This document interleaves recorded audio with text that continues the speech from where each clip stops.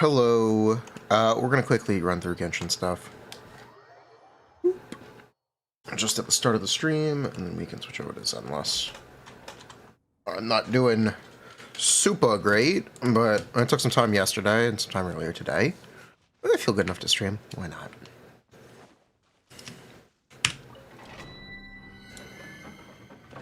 You might need to give me a second, though. Hello. We are just quickly starting with Genshin. We're getting it out of the way. We gotta do it. And I don't play Genshin on my phone. So, here we are. Un moment. Por favor.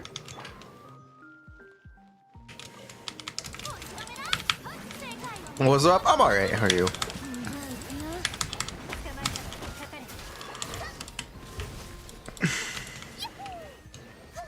I figure we should take a look at what people are saying about Yanagi. Maybe do some reacting today. So if there's a Zenless content creator you want me to look at content from on stream, let me know. And we might just watch it on stream.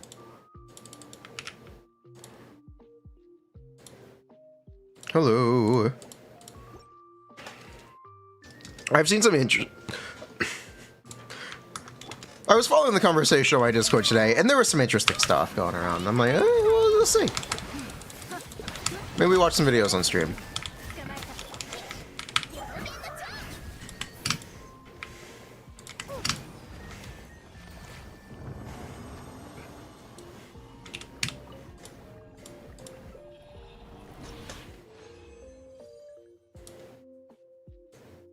Witness this vid. I'm not sure how he got some of his results, but yeah.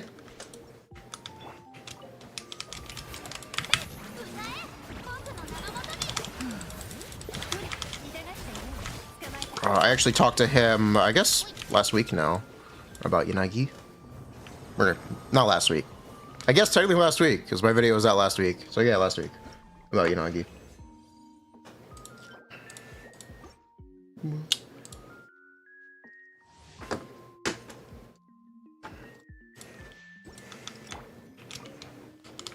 Very nice.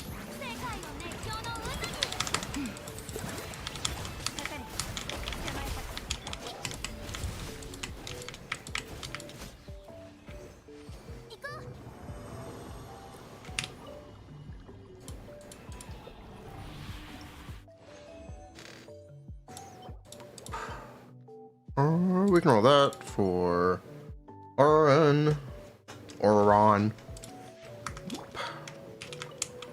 Let's go. Also, you know what? I think I want Mystery Dungeon music. Yeah. Let's see. Let's do Mystery Dungeon music.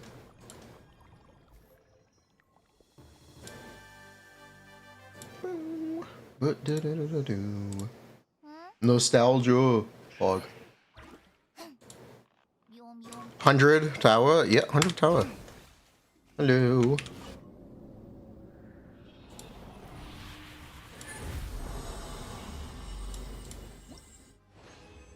How's it going?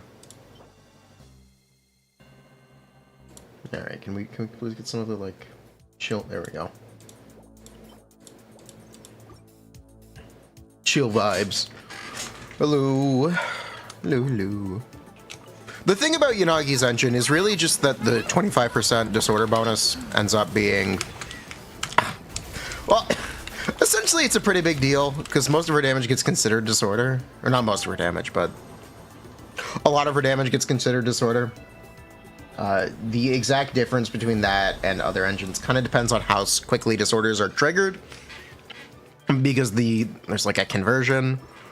Essentially, some of the shock procs will be counted as disorder and some of them won't be. And that's a little hard to be objective about, but generally speaking, yeah, Yanagi's engine is very strong. I was not comfortable putting on an exact number on it because of how much variance there can be. But it is what it is.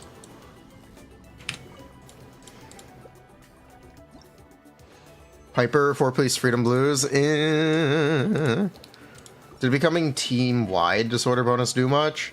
No. Not really. Thoughts on Lighter? Lighter's gonna live and die by how good stun duration extension is. And right now I've seen a lot of people be more skeptical than positive about it. But I think it's especially good for Anomaly characters, essentially. And I'm watching it with great interest.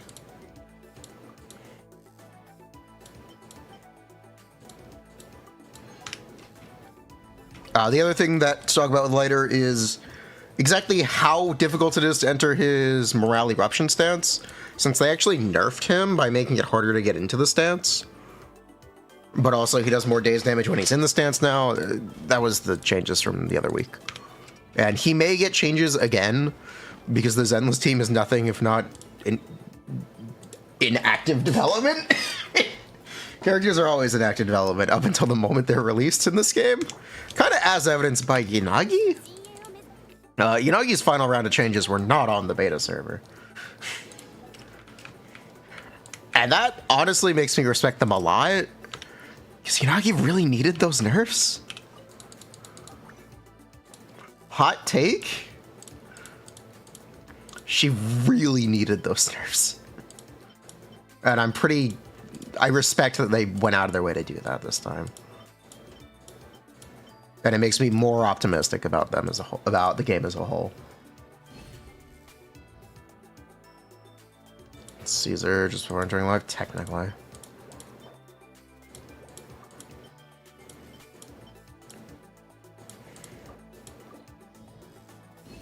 So is Seth, yes. That's what it was, Seth. Why did she need the nerf? What's the right way to say this? She was lapping characters, essentially. She was probably a little too good before.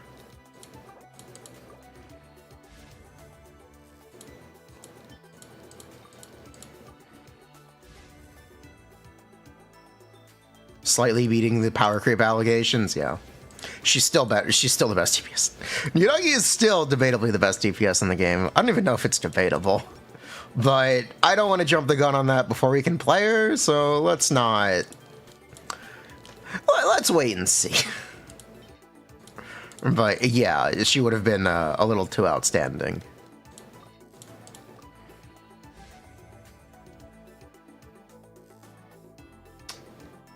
You know what? I'll post 20 of those.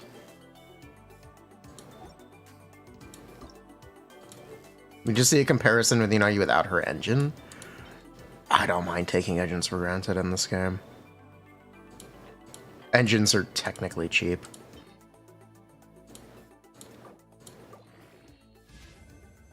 Okay. I'm happy with that. You know what? I'm happy with that.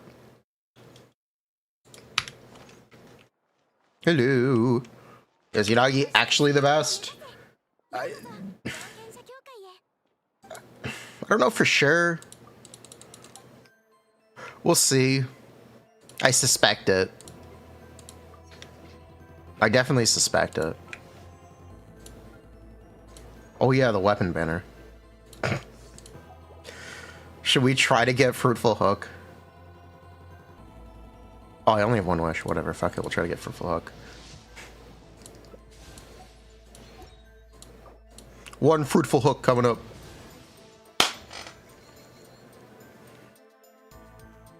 Imagine.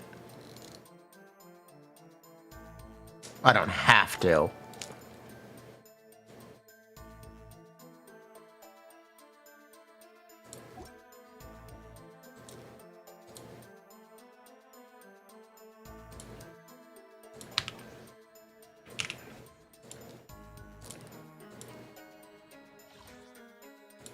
When are they going to start rerunning characters? As soon as 0.4, as late as 2.0? Oh yeah, that's the range they'll give you. Seems like a pretty comfortable range. Let me finish my That fruitful hook is going to look great on all the plunge characters we play. It's more about having the thing than not having the thing. Because these banners generally take, like, a year to return. I'd like to have the weapon just in case. It's fine. If we use it, we use it. If we don't use it, we don't use it. It's not like it costs us anything to get right now. Reacta Vita versus Sparkle? Okay. Did they actually publish that trailer? You look gumming. Honkai... Actually, technically any Flamer character can use it. Honkai Impact 3. 1 day ago. Alright, we will watch this. Yo, she's been waiting for her. She called it pretty.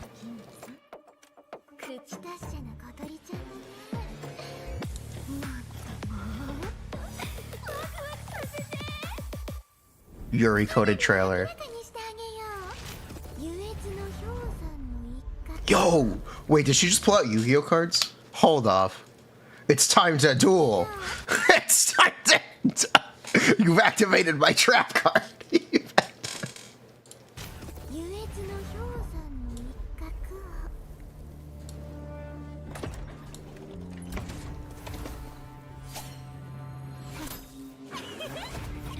Is that a hammer knife?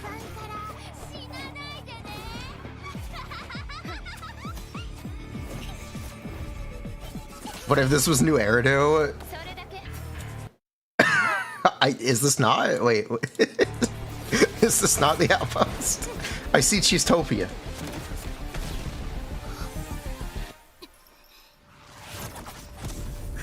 You activated my trap card! Yo, they're playing Yu-Gi-Oh!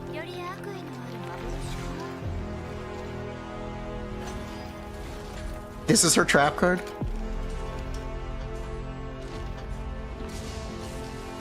Interesting trap card.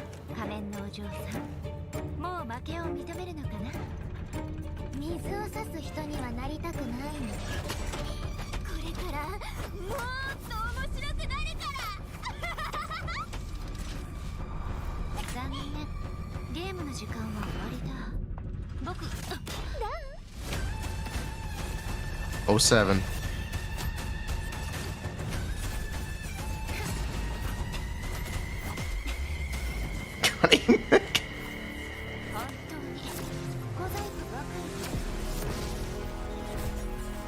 So this is Penacony, right? This is what Penacony should have been?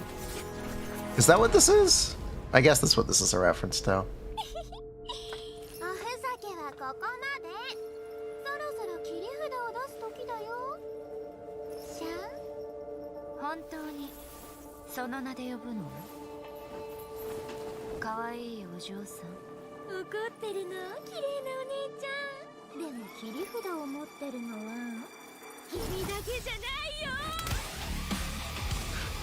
Blue Eyes White Dragon? Why is there a mech? Why?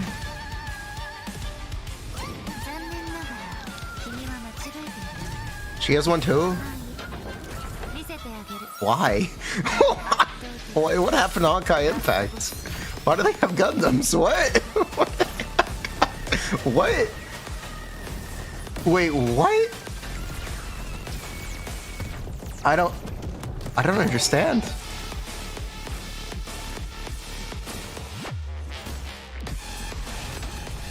Look it up, Vito's a Gundam.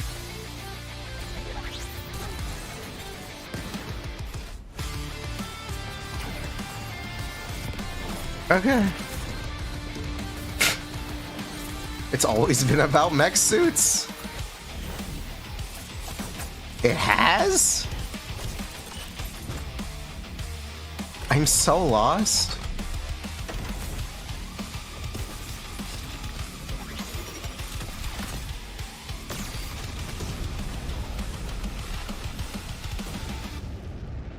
It was always Gundam.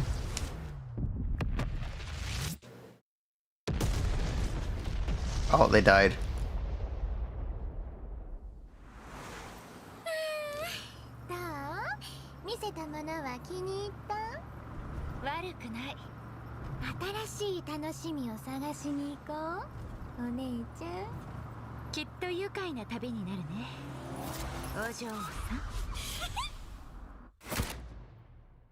Okay then.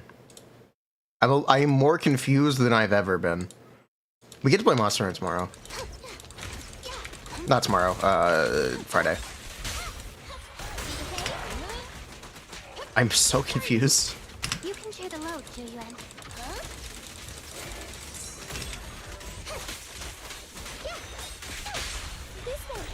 Whatever.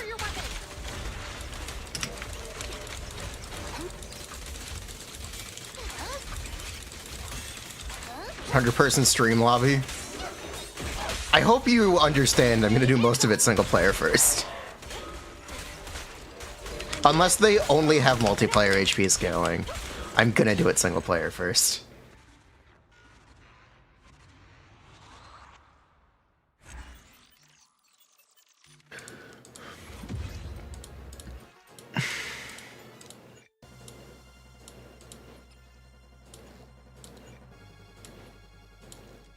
Itachi versus Sasuke Genjutsu, but they have tits.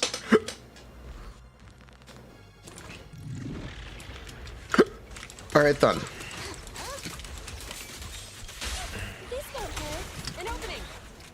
You can share the load, Shiyu. Speculation, maybe she'll be crit or disorder. Why not both?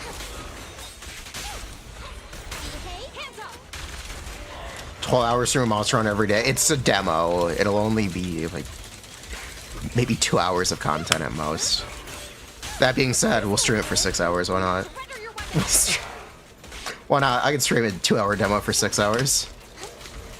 Assuming it's like every other Monster Hunter, it will have three monsters in it. Assuming it's like every other Monster Hunter demo. You'll have an easy hunt, a medium hunt, and a hard hunt.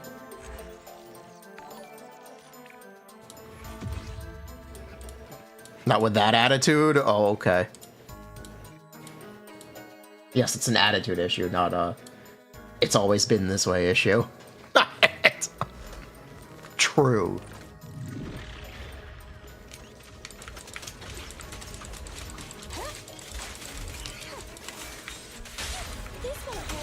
There are like 3 weapons I care about.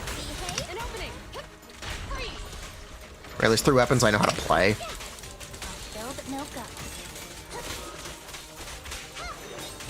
Actually, it's probably 2 now.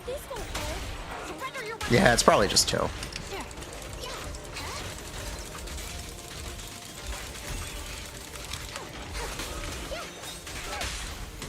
They changed charge blade too much between games.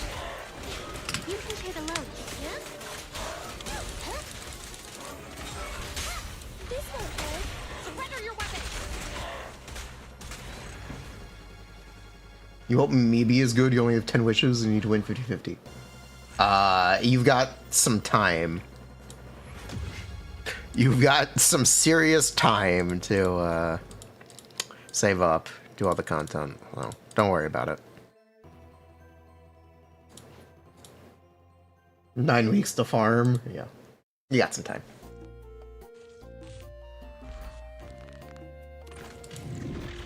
Speaking of farming, we gotta get our Yanagi resources.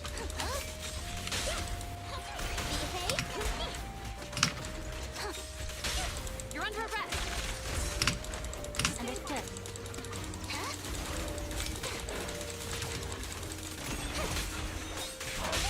This won't hurt.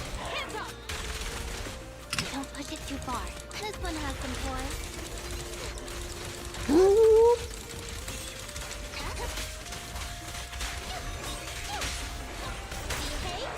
I would like to go on record. I still think Shaska is bad. Anyway. How do I make a Shaska video without being super negative? I'm struggling a little bit with this. I guess I need to make content at all. Maybe I make it super negative. Is controversy good for the channel? Sort of. This has been on my mind. This has definitely been on my mind.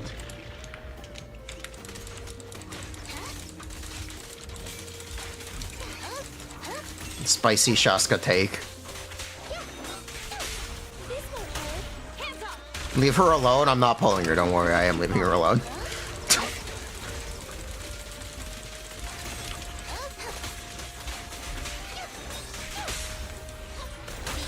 Surrender your weapon.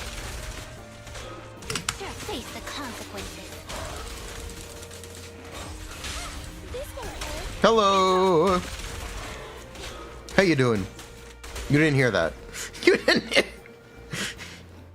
How you doing, Imus? It's been a while. We are getting ready for Yanagi. And I think we might do some React Andy today. We might watch some other content creators' videos.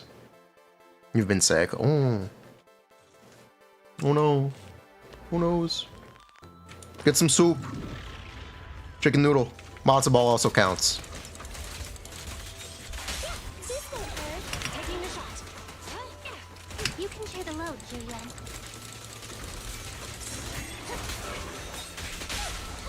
Behave. Surrender your weapon. Understood.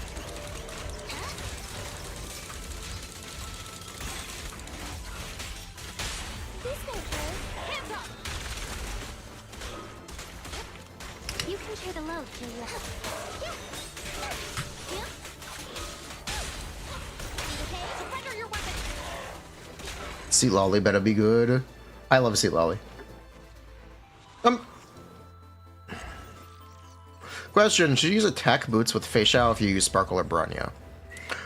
Sparkle and Bronya are two different characters. You should use attack boots if you use Sparkle. If your Bronya is E2, you should use attack boots. If your Bronya is not E2, you should use speed boots.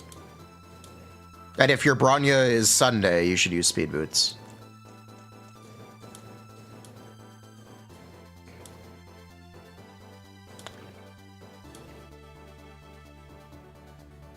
Releasing with an event that doubles simulation drops. Is she? That's nice. I still have to pre-farm this anyway.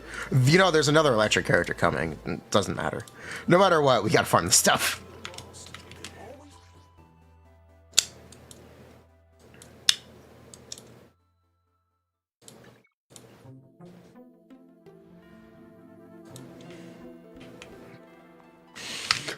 What is the mat we need for her? Her core, that's what it's called. Pulls everyone, watches. Yeah, and I'm pretty happy to. What am I using on Robin? What? Off if you run Spid Boot to get 134 Spid on face out? Yeah, that's right. Okay, so the action advance thing gets a little complicated. Hold on. Are we doing a Star Rail detour? Yeah, why not? We have time. Yeah, what else are we gonna do today? We can do a Star Rail detour. We can talk about speed, which is... Here, you guys want to listen to someone who has almost no idea what they're talking about? That's me! Hired advanced destruction, this one. That's me! Quote Caesar.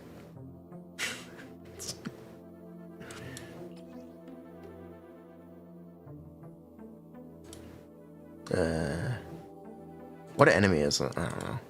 I don't know what enemy this is.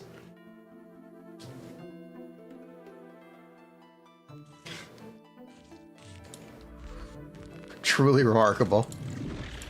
Speed TC. I think I know enough to TLDR this stuff. There's a gradient over a bunch of cycles, but I'm going to generalize things by just talking about 134 and 160. Technically 140 is also a kind of important number, but whatever. This is playing in the background. It is Mystery Dungeon. It is a stream staple. So you either played Pokemon Mystery Dungeon 2, Explorers of Darkness, Sky, or Time, or you watch the stream a lot.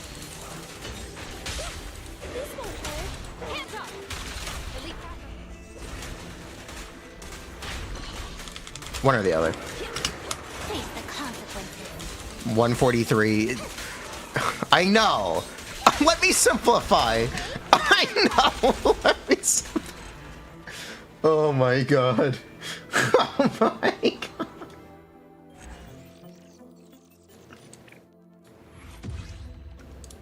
I actually know that. Let me simplify. Let me simplify.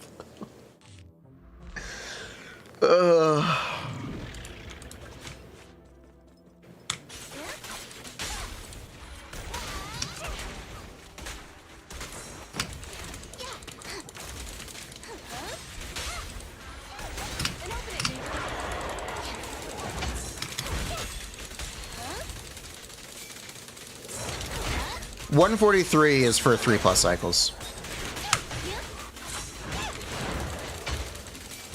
It's for additional actions on the 3+ cycles. That's what it's for. TLDR. Which is why it's actually more important than 160 technically, but whatever.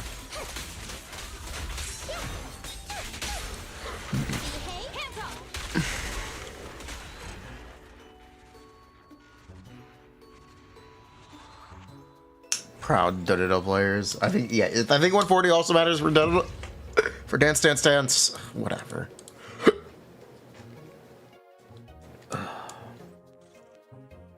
Challenges that you might face. The thing is that ultimately that stuff is subjective. Don't push it too far. There is a subsection of players who will always claim that Abyss is easy.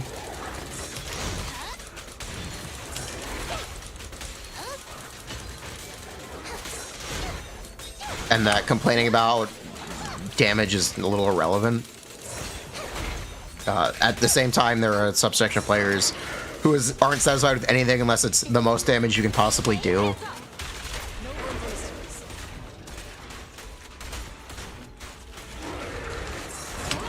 So ultimately, it's a little subjective.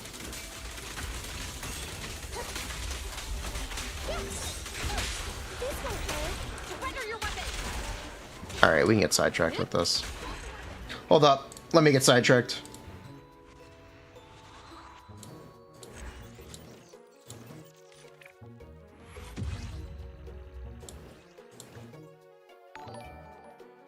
Yo, thanks for the prime Rimalu. How much speed do you need to go 3 times in one cycle? With 20% advance on Sparkle ult.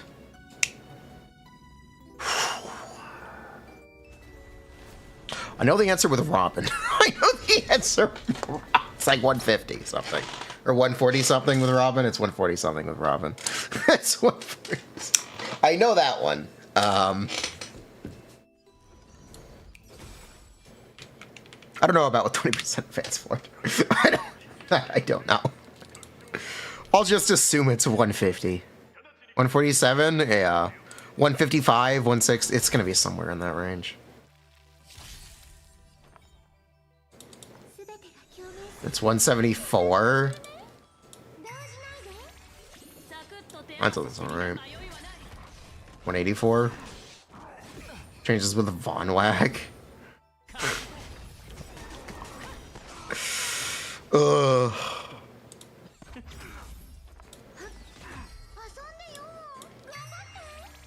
Ain't no way. 181. Wind set.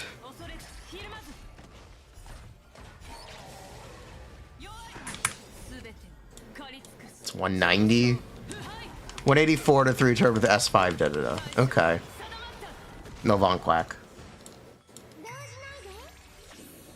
167 with da-da-da and wind. 187 with 20%. Okay. There you go. Chat knows.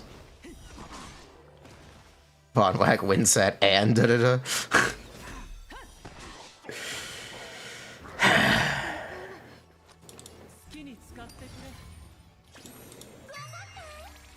Ba-boom.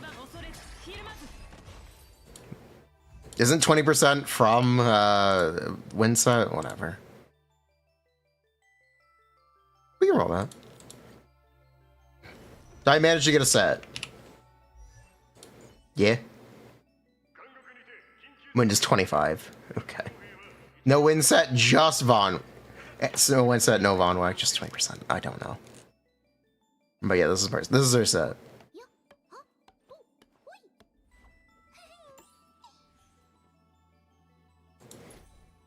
If I change this out, I hit the exact damage threshold for the perfect kill.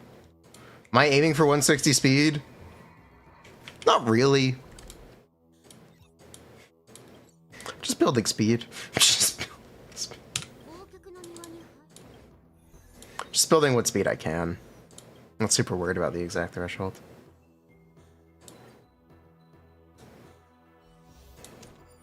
But anyway, what am I doing? I don't remember. We're just gonna quickly run through this.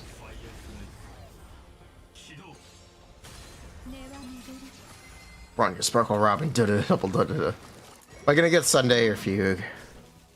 Hopefully Sunday is free, but I think I'm gonna get both. I feel a little like I'm sunk cost into pulling for all the break stuff now, which kind of a shame.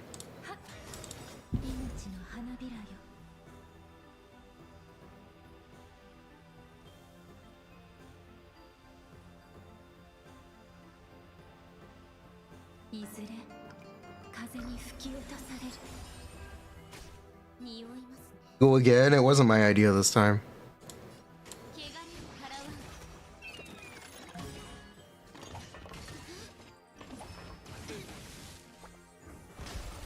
This time it wasn't my idea. Gyroscope, true. So you get it.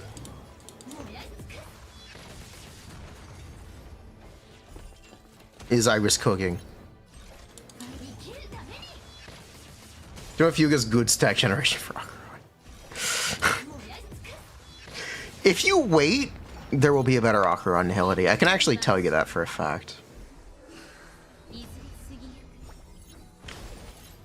They are probably going to address Monoquantum, Dot, and Akuroi all at the same time.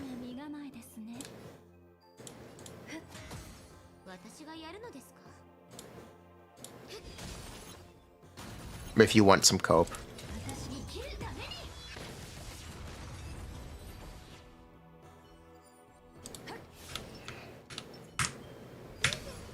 Monoquantum Dakaron. Ooh. Imagine. So, I think... I'm pretty sure, if I remember this correctly, I can advance forward Robin here and technically get 3 Sparkle turn. I think. Do I remember? Oh, let's find out. Oh, let's find out.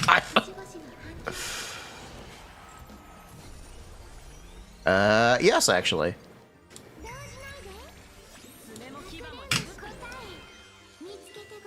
So that's how I know you technically don't need that much speed for 3 turn, Robin. That's all. That's the only thing that I know.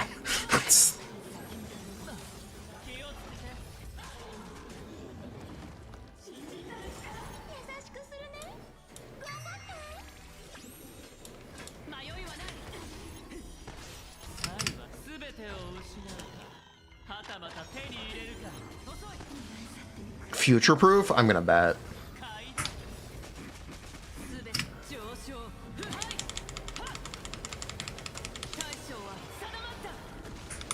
His face shot character is pretty good, by the way.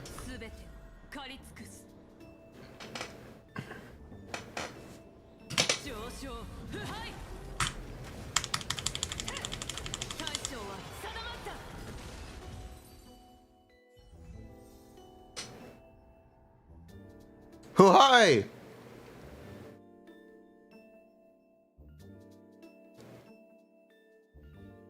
But yes, speed stuff,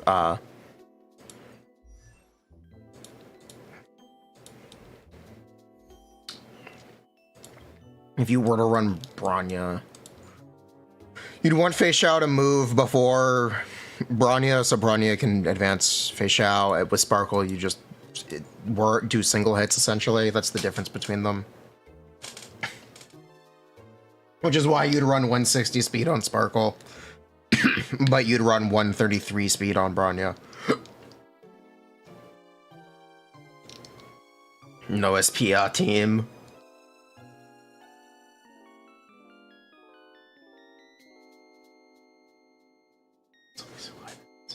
So that's the TLDR speed difference between the two. So if you were to run Bronya, my Bronya is E2. I'm pretty sure she is. So if I did slide Bronya on, I'd have to check the speed.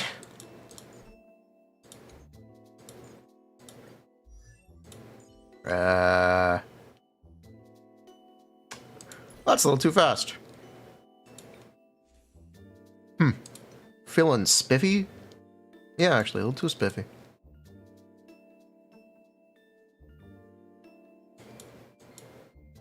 Can I swap this back? Give me that. Give me that. Okay. Yeah, that's probably good enough. Yeah, that's probably good enough. Let's see. So this is E2 Bronya. After I advance Fei Xiao once, we should be set up correctly. Oh, let's find out. Let's find.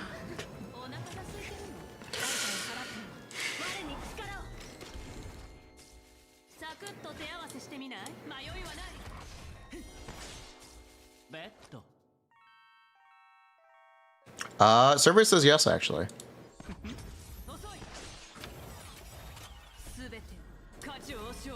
What does E2 Bronya do? It gives you speed.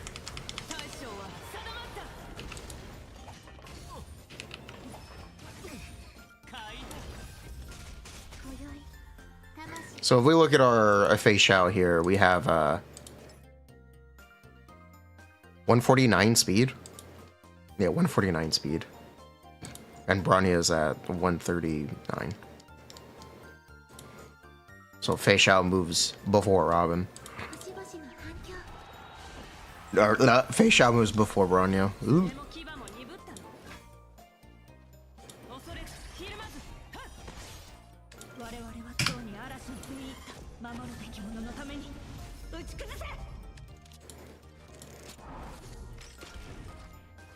Oh my god, E1 procced. Oh my god. I am amazed. Oh my god.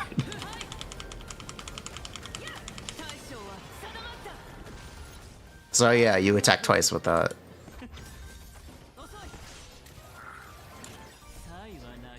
Local man has no idea what he's talking about, but basically you get the idea.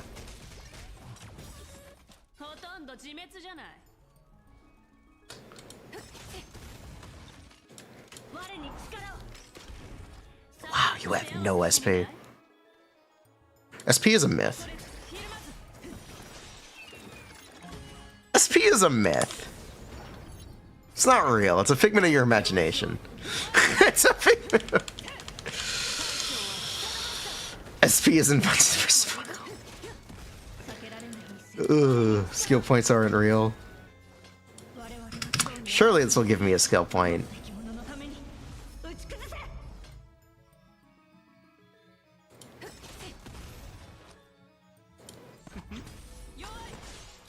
Thanks, Bronya.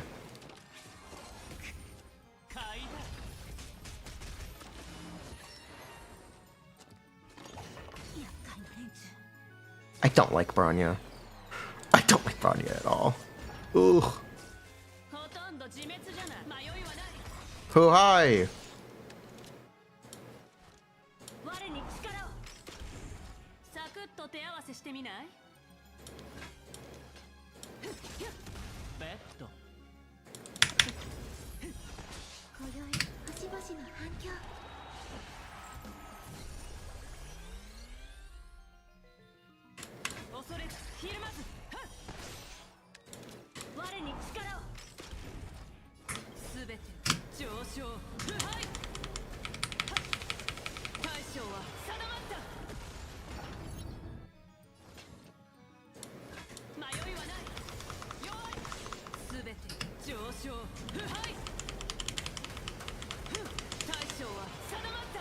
But yeah, you get the idea.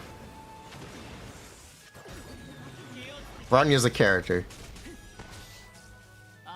Ranya's definitely a character of all time.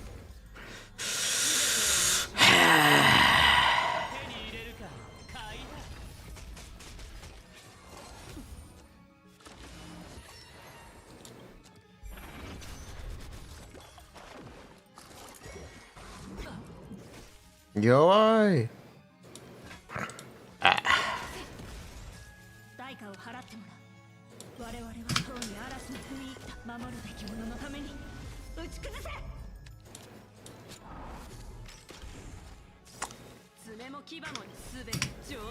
Too high. Thank you. Good enough.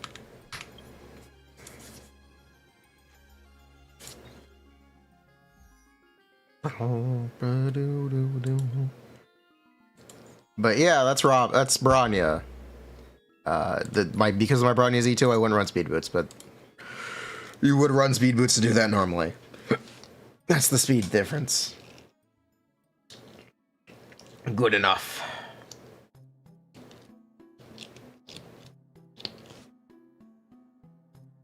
Cool.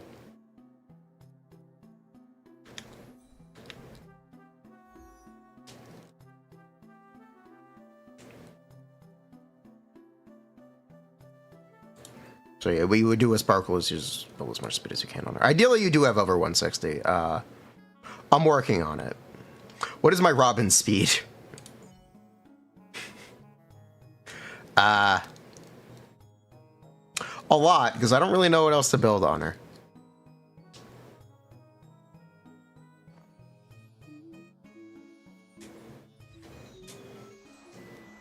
Nothing else. She really only has 2 stats, attack percent and speed. Just put random shit on her with attack percent and speed. I just put nothing else really matters.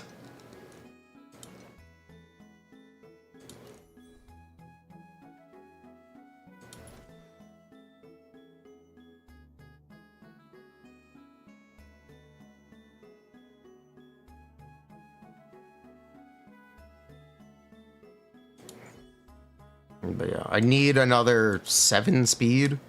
Basically, I need a good rope.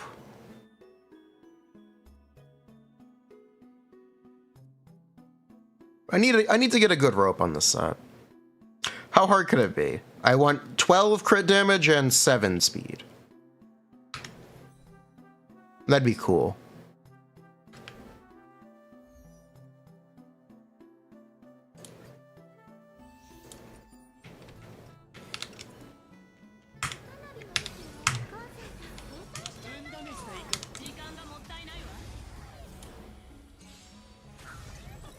Refresh for it? No, that's okay.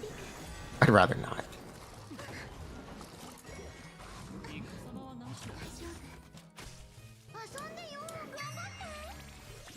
Fishing for an equivalent of a 6-roll EM circlet. Yeah, I know. That's about right. Who hi?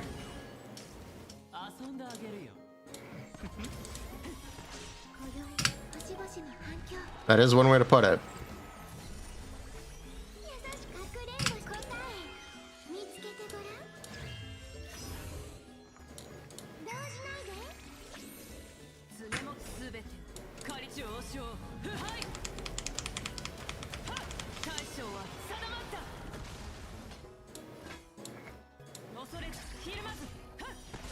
Do I?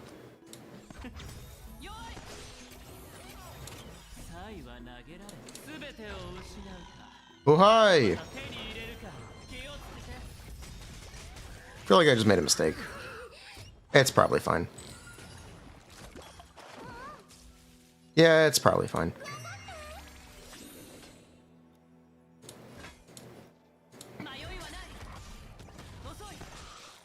Yeah, we're fine.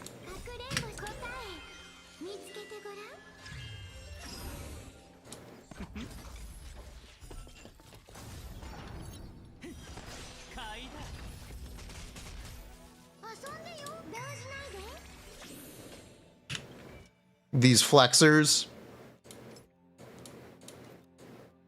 I can flex.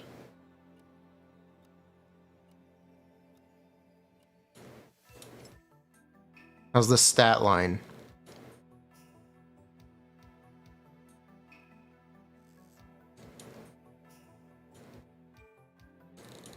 How we doing?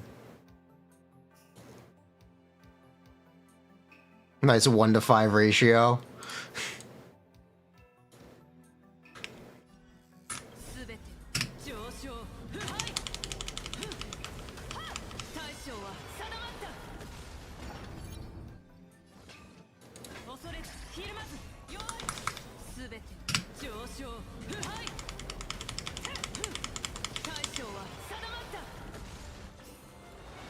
Oh no, they have wind resistance.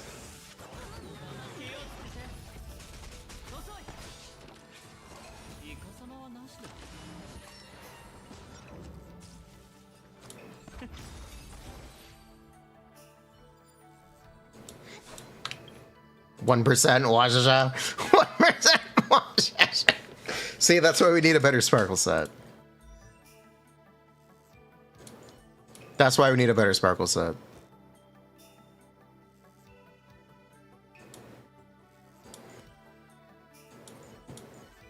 Oh yeah, my Sunday got fucked up.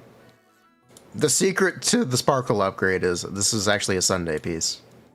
Not Sunday piece, Adventure. They all look this fucking same. Anyway, a Venturing piece. Oh well. Eventually I'll get a 30 crit damage piece with speed, and this can go on Adventuring. Surely.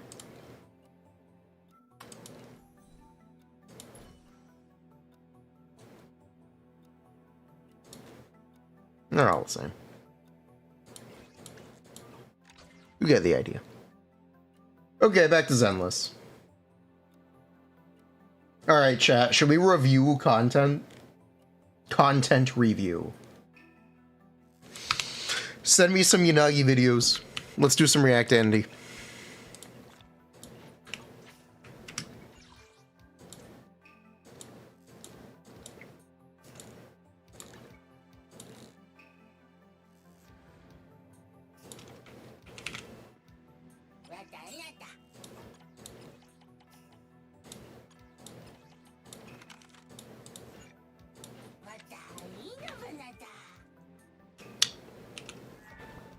Yanagi, is she better than Jane? Yes. We suspect it. We're not. Let me clarify. I don't want to jump the gun. I don't want to say I know for sure until she's released and we play her. She looks to be, but we'll see. Alright, when to lose. Can you guys send me a video I'd have anything to say about? Watch this. Okay. Okay. I Win to Lose Gaming. Today we are here to. Oh my God, he's got face cam. Wait, this man is in his 30s? My mind has just been blown. I Win to Lose is a dad. I Win to Lose is on. Yanagi.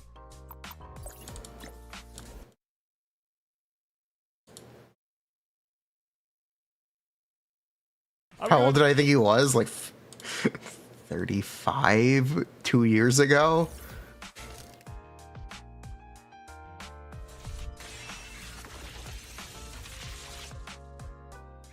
Now, Yanagi here is a really interesting character. He looks, yeah, he does look 20.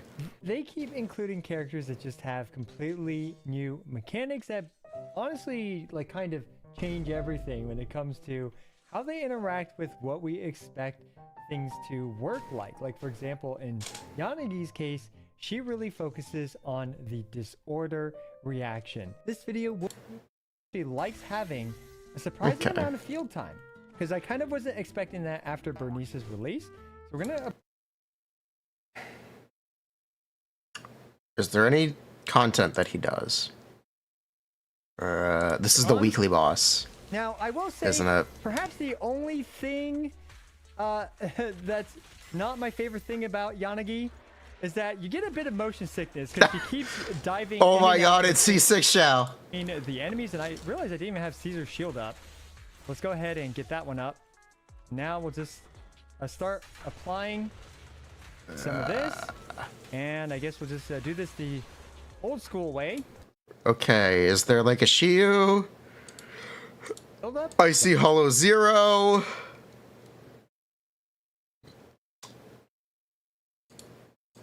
Which, you know, I'm not a big fan of, but hey. Oh, ambush node. Here we go. Is a character in this game. So anyway, completely missing the defensive assist, but hey, all's well that ends well. I do my best to try to keep them together because that little shadow guy likes to run away and then the big robot really likes to punch you. So that leads to, you know, trying to kind of stick to the little shadow guy instead. And now I'm going to try to apply another burn on top as well. So that way when the boss What is he doing? done, we can go for a massive disorder nuke against it. And here we go. This should actually result in the stun. Where's Yanagi? Some burn application. And we should be able to do some big damage. Let's see. Massive disorder. You can see right there. As Yanagi has another... Immediately kills the enemies. Okay, thanks. You could have done this before the stun. It's gonna happen like 20 seconds ago. That's gonna happen like 20 seconds ago. Oh my god. I'm gonna see some Shiyu. Okay.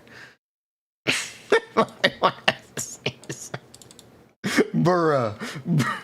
Benefit of bringing out the potential from other Anomaly characters through her disorders. And that's going to be a really cool thing about Yanagi is perhaps in the future we might see... He's really just waiting for the stuff. Okay. Perhaps other Anomaly characters.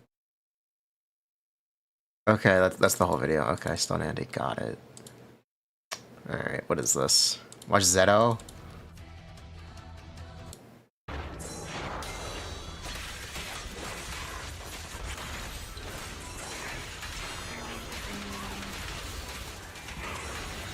Why is he spinning? Okay, time waste attack. Go.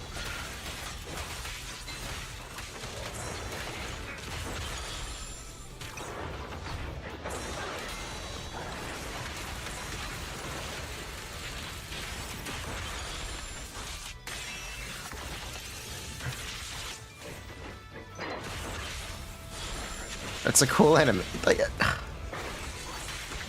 yeah, I'm a little confused. Why are these people not actually playing Yanagi? I'm a little confused. I'm a little confused.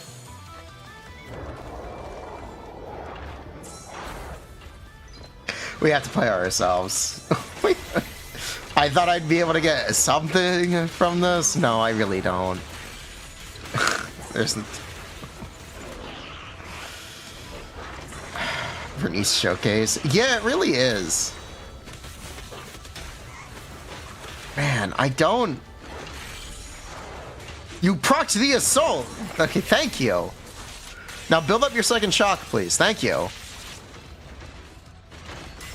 Oh, wasted. Oh, wasted! Ah, this is driving me nuts! I feel like Lucy!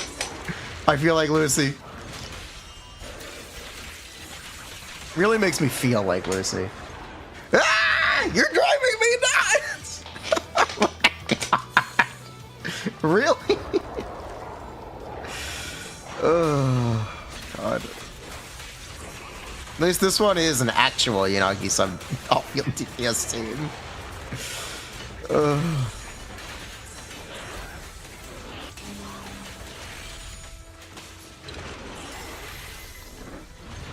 Okay, this one's kind of cooking. No, this one's kind of cooking.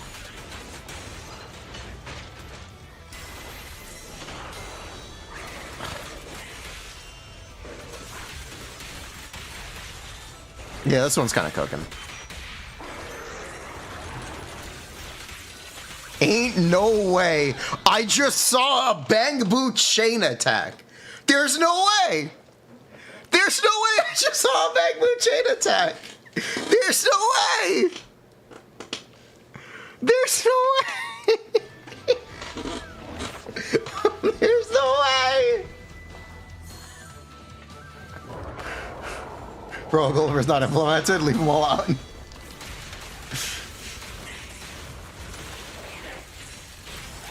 Unnecessary spin.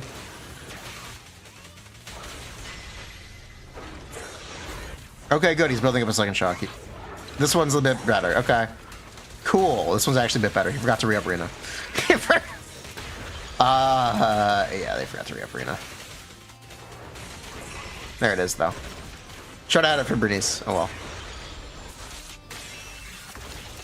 That is so many decibels, by the way. I actually do want to point this out. Her decibel generation also got nerfed, by the way. I don't think it matters. That's so many decibels.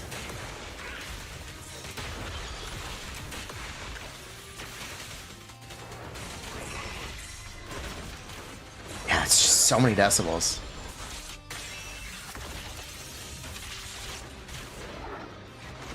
It's a really cool ult. It is a really cool ult. Bernice contributes? Yes, Bernice does generate decibel. Probably Anomaly actually gives decibels, which is the real reason. Anomaly and Disorder give you decibels. Again, where? Please use your bombs! Oh my god, you should have had that on your balloons! It's fine. It's fine. It's... Whoa.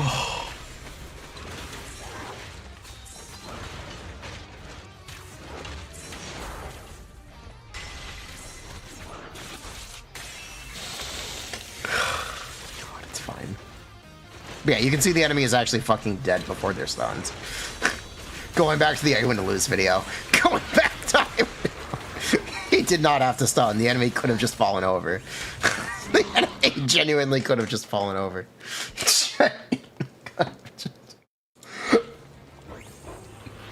Is there a situation where you should use Lucy Hold? Yeah, the uptime is longer and it's less prone to missing. Just wanted nuke numbers. I want to see the build. 389 to... Are they going to show the drives? Also, the priority there is wrong.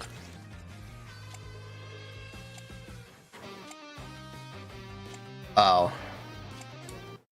Oh. Okay. Understandable. Have a nice day.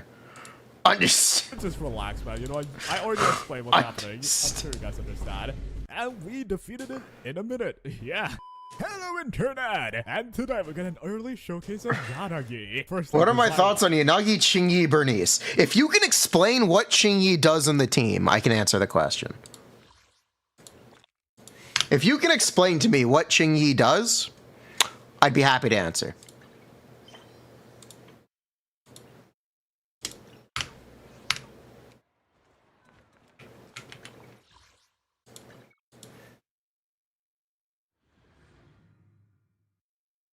She's there to make tea. She buffs Julian. Qingyi and Anomaly Mastery. She dances. You know, you Piper Lucy, acceptable. Yeah. She provides the tea. That's my opinion on Qingyi, Bernice, Yanagi. Qingyi isn't doing anything there. And you actually don't even have Qingyi's additional ability active in that team, which is a little funny to point out, but Qingyi does not get her 600 attack or her 20% days. Or her 20%. There's kind of no reason to use Qingyi there. This is turning into a pet peeve of mine. This is turning into I noticed it with Jane. I complained about it with Jane, and I think I'm going to complain about it here, too.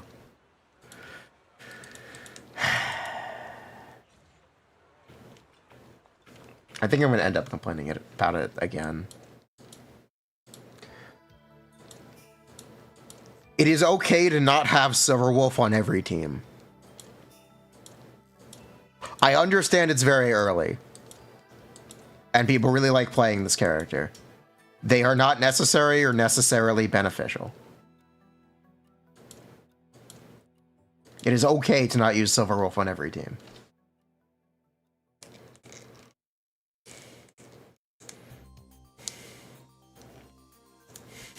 But weakness in plan. It's okay to not use Venti in every team.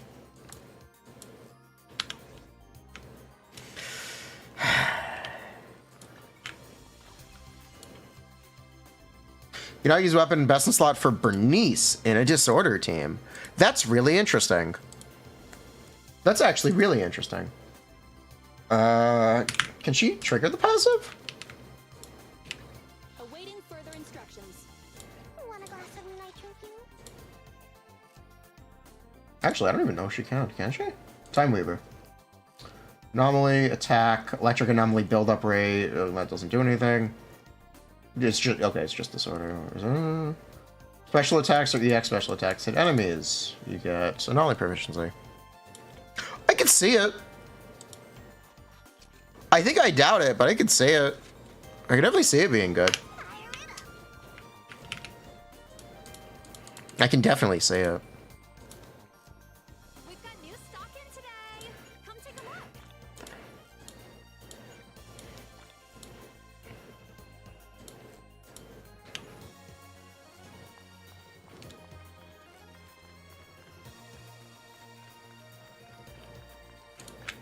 We're adding the wrong enemies. Alright, let's go back to watching videos.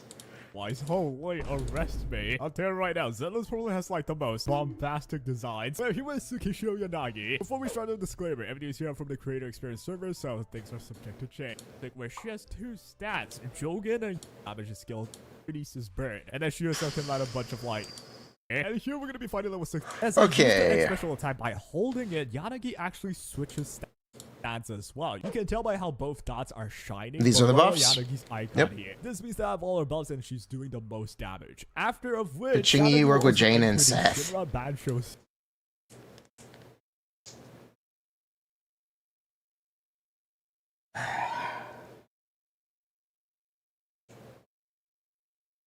If Chingy is on field, Jane cannot be on field. If Chingy is on field, Yanagi is not on field. If Chingy is on field, Bernice is not on field.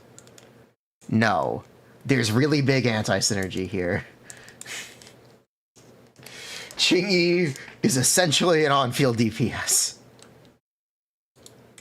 There we go. The shot has finally landed. It's really consistent. And now that I'm running out of the... it is okay to do damage out of stun, and most of the time it's better. Bunch of state. I have to reset the whole thing, right? That is basically what you're trying to do here. Just a really high burst, right? It was like 3 disorder there happening. And you know what? I'm going to end it with an ultimate that also triggers... So she looks a bit like we kind of expected, so that's good. That's good. I feel good about that. You know for a fact, I just gotta kill him, right? And that is how you burst with Yanagi. I'm sorry if it's confusing, but we're gonna face over 70 enemies this time. And I'll be focusing on playing it correctly, and let's just see our clear time, right? I'll see you once I decimate this. And here we go. We did use 1:38 on the first side. Let's see. see How fast we're gonna do it here. We're gonna show Bernice, as I mentioned. Charge attack into the double flamethrower, into my buffer. Into my mind, why does everyone spin? There's no reason to spin when you have energy. When you don't have energy, you can use the spin to get into the attack. But when you have energy, just EX. There's sort of no reason to spin. The whole thing, so here we're gonna spam for a bit. Oh, this is the new Shiyu. Oh, he's building up the shock early. Okay, good. And right there we got him. Very nice. And here I would spin just to finish off the shock. It's not like it super matters. You know. Again, you know what? I'm killing my ult right away. And this will activate polarity disorder already, right? Watch this damage right here. 485. That ult was wasted. That ult was wasted. Hold on. So here's the shock. Okay, so he triggers shock, and then he ults, which triggers another shock. And this will activate polarity disorder already, right? Watch this damage. Yeah. Okay. 485 into a lot more if I wish to, right? So I'm gonna wait right here into my Shirabanchu state again. I don't have to use it. Are you gonna switch to Bernice? If I use it early. No. Is Rina doing anything on this Out of team? Afterburn, I'm gonna back to birdies, charge attack. Has Rina actually ever been doing anything? Hold on, I wanna actually see this. This is important. Hold on. Okay, so the way you can tell if Rina's buff is active is if you see this little bang boo. Can you guys see the bang boo, or is there something blocking it on my screen right now? If I'm full screen, can you see the little bang boo here? Yes? You can see it? Okay. Bit, right? And then we're gonna get our burn effect up again. Okay. These here, and right there we got it. I want you to pay attention to how much of this rotation is being buffed. I'm just gonna hard swap it. And back to Yanagi right here. We're gonna go with our Shinobacho state again. You know what? I'm killing my ult right away. And this Okay. polarity, this He's doing it. Right? Watch this damage right here. 485. He's doing There's it. a lot more Let's fight go. to, right? So, And there she goes. to my Shinobacho state again. I don't have to use it, but the damage is Bernice check. use it early. Now here I'm running out of afterburn. I'm gonna back to birdies, charge it. Technically should have used Rina first. Into It's a lot of hats to juggle. I can't blame people for, like, it's hard to manage. Rina has a super short uptime. and let me go with But I think that says more about Rina than it does anything else. Rina. Use her E back to Yanagi. Hold our E right here for our Shinobacho state. Bernice didn't need fuel. No, but she had energy to spend, which means she could have procced another burn, which means there could have been a disorder in that time period where he was just kind of AFKing, proccing redundant shocks. That's why I'm complaining. It's a lot of hats to juggle.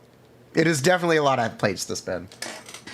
And I'm curious how, like, chaotic it is to stay on top of this stuff. Well, I already messed it up. I'm gonna die here, but you know, let me come back to you. And, well, we have our ult again, so... Oh, dude, there's so many things going on. It's kind of tough. Unless even with C1 Arena, it's still super short. It's still super, super short. Agents like Sokaku have 30-second uptimes. Caesar has a 3-minute up to 1.5-minute uptime. Seth's is 32 seconds. Lucy's ends up being 20 plus seconds at M6. So yeah, Rina, even with M1, it's still super short uptime. I already explained what's happening. I'm sure you guys understand. But yep, here we go. Polarity disorder again, and we have just done bursting them down in no time. How much did it go? I'm pretty sure I mentioned if you so decide to simply use your X special attack and trigger polarity disorder. It does not just end the anomaly as well. That's why you can just spam it. Wait, this is the same clip. Yellow. And after which you can spam your basic. It does not fully reset. You go from the 5th hit to the 3rd. Yeah, this is the same clip. We just watched this. We just watched. We just watched this. Okay, he only did one run. Okay, he only did one run. Okay, there's only one run. Got it. Got it. Okay. You might want to use pen ratio on the right side instead of electric bonus. But this is the most like first. Watch this one. It has 14 teams.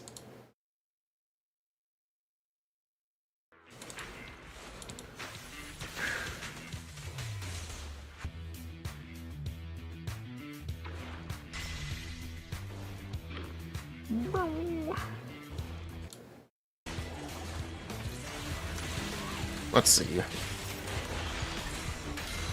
Some videos have a pre-nerf, it's fine.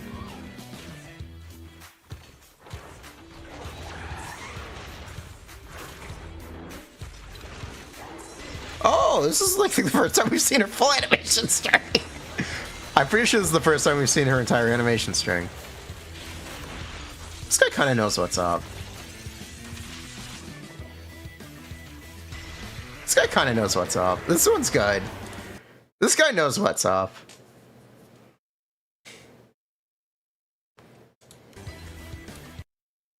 Gulp. Very good.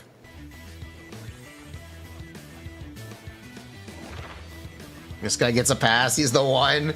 He's the one. This is her best hyper. Okay. Are we gonna get rant? Okay, are you gonna get a rare rant about Buzzwords? Rare buzzwords rant. Here we go. Moving on to her hyper carry team. This is her best hyper carry setup. A team is not fundamentally better because it is hyper carry. You are romanticizing inefficient teams. I don't give a shit if your Raiden is a hyper carry in this team, if it's a bad team. If it's a bad team. A team does not have to be hyper carry. Hyper carry is not a compliment. 1 DPS and 3 supports? No. Good supports do damage. No. Good supports. It's how you get, like, really, really dumb takes. Someone saying Neuvillette is not a hyper carry because his team is good?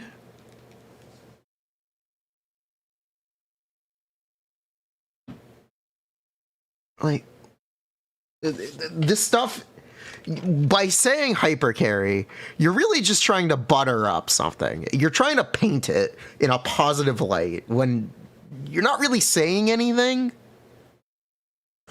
You're just not really saying anything. It's a meaningless term, and it exists to romanticize teams that are technically not very good. No one has ever said Neuvillette is not a hyper carry yet. You would be surprised. You would be surprised. I believe the same person said Neuvillette really shines in Hyper Bloom.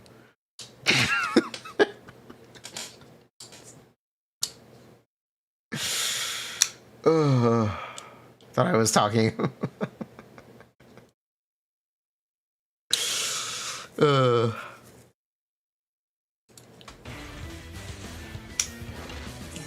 You were there. Yeah, the context of that is that Neuvillette can slot into teams that do damage, but it's a stupid-ass distinction to make, and it ignores the actual damage that characters do in teams. That's what I mean when I say it romanticizes things that probably shouldn't be romanticized. It's a buzzword. It's like quadratic scaling. It's like it's like saying quadratic scaling team.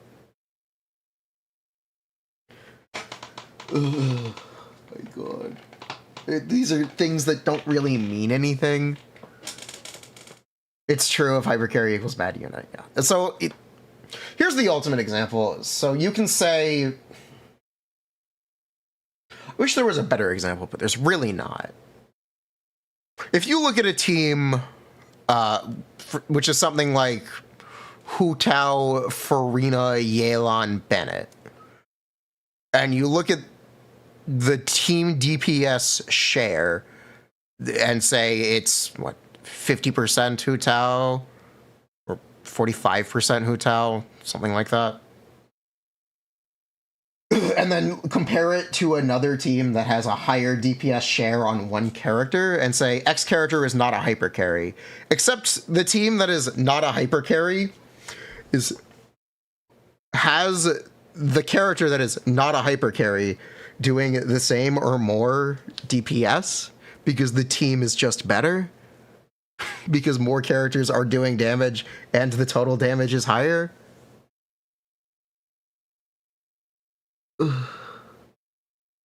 It's like the ultimate example of this.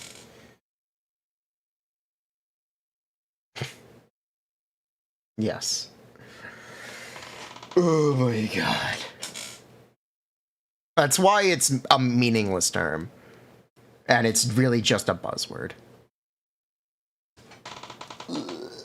Teams that have multiple characters doing damage are generally a lot better. To be honest. Video shows all hypercarry teams are worse than disorder. Yeah, they are. I think labeling them hypercarry is misleading. And saying it's her best hypercarry team. Why does it matter? Just call it Mono Shock. Or just call it Shock. Just call it Shock Yanagi. It doesn't have to be called hypercarry.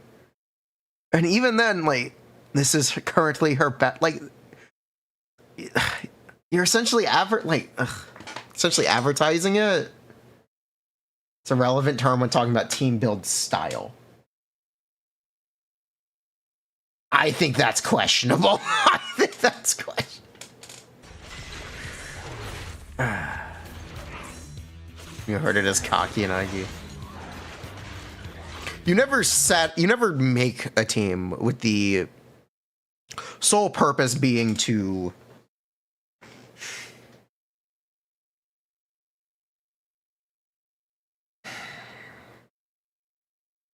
oh, okay, let me actually try to unpack this. Hold on. You define hypercarry as not needing another character to do damage. Yeah, that's misleading. That's very misleading. It's a very bad definition. Every character is dependent on something else to do damage. Nothing does damage independently. How to scare me, hypercarry Mualani. I'm glad people are enjoying Shilin Sucrose Shangling Mualani. I don't have the patience for that. I don't have the patience to play that. And the context that you need for it to do the damage that you want it to do, it's not an easy context to reach for most accounts. I think you'd be surprised.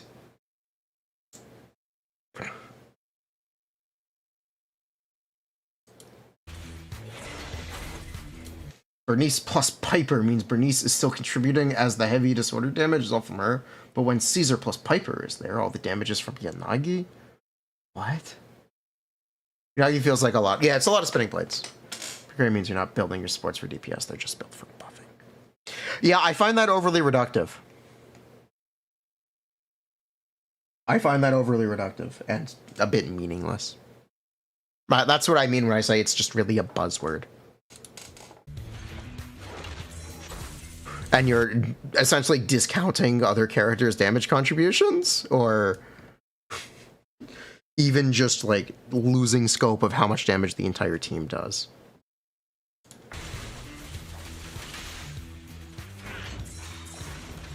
What's the definition of hypercarry? It doesn't have one. It doesn't have one.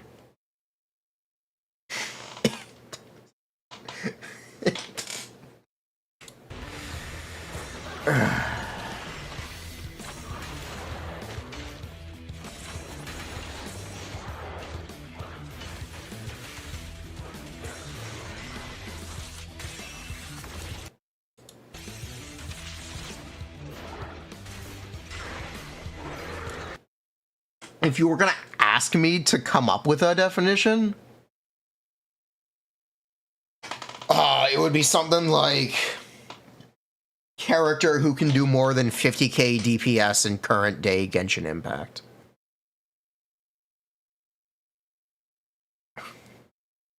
So that way it also prevents, like, essentially gatekeeps bad hypercarry teams from being called hypercarry.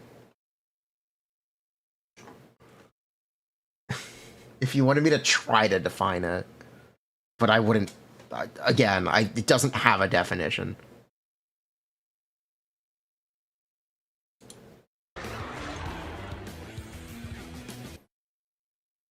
It's not that deep. It's just what's commonly accepted in the gaming sphere. So what we do here is we do gameplay optimization and meta analysis for characters. Essentially, we dig into how to play characters optimally. And talking about the discourse around characters and why I think something is constructive or destructive or has no meaning, I think is part of those conversations. So you can say it's not that deep and I'm making a mountain out of a molehill. I think it's technically an important thing to say because words should have definitions, and when they don't have definitions, it's just kind of meaningless, and it's used to build hype, is what I find. People use it to build hype for a team or to sell something. That's it.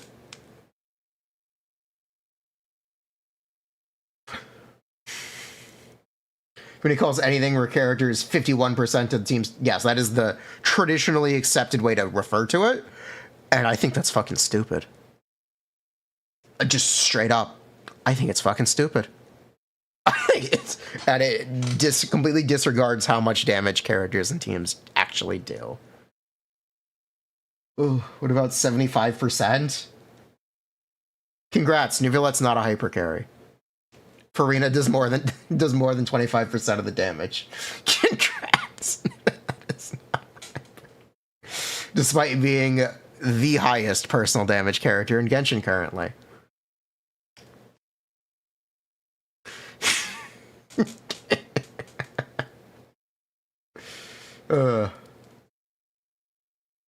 Thought Mualani was? No, not after her nerfs.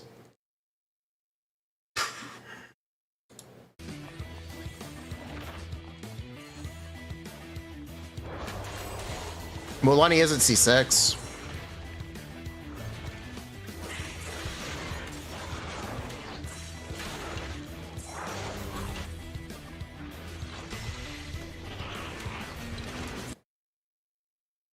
You would say it's the team that gains the most team DPS.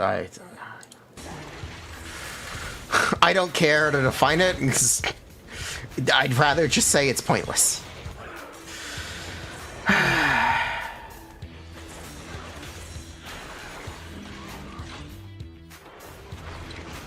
I think having a definition for it is ultimately reductive.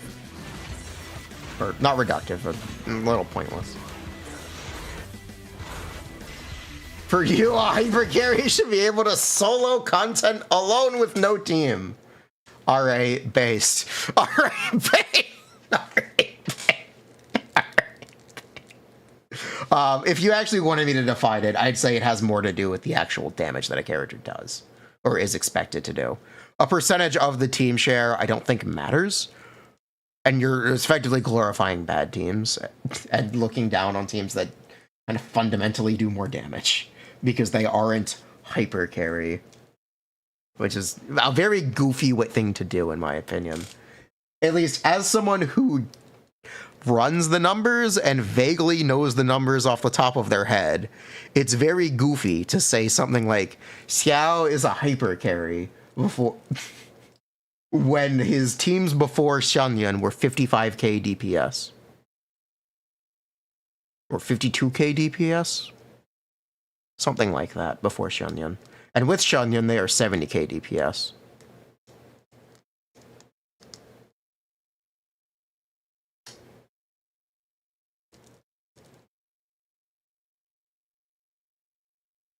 Hypercarry archetypes are bad.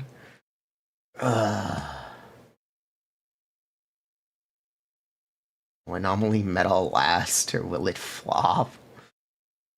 You like Xianyan because weapon differences on Xiao don't matter. Okay, okay. You get what I'm saying. When something does fundamentally less damage, but a character than other things, but it's seen as a hyper carry, so it's good. It irks me. It makes me like, I'm like, what? Hyper carry Aido? What? Why would you play that? But that's my honest reaction. That's my honest.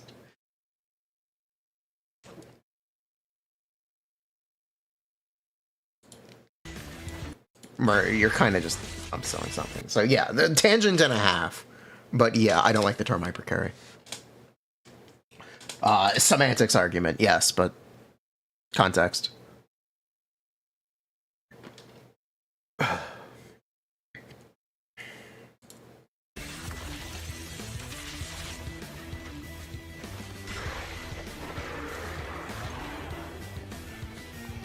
Whoa!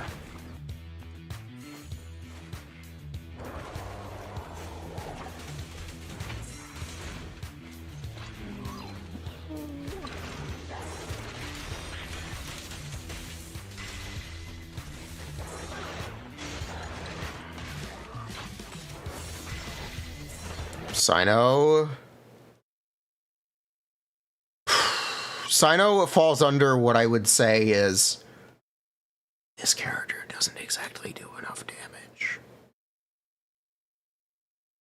You could technically say Sino is a hyper carry. He does more than 50% of his team's damage. The team DPS is low enough for me to say, no, I don't think that matters. That is a great example.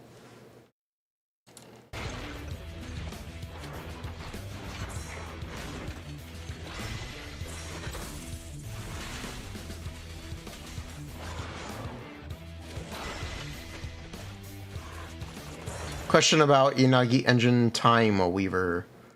Do you need to get... Yes. The extra 75 AP at... the extra 75 AP should count, but... You want some deja... You want some deja vu? We're getting all the tangents. We're getting all the tangents. Alright, here we go, baby. You know what really grinds my gears? People pretending like Anomaly proficiency over 420 is bad. No, it's not bad. It's actually very good, and it's what you should be doing. Here, look, watch. Ready? This is not wasted Anomaly proficiency. Jane is a character with 2 stats. They are attack percent and anomaly proficiency.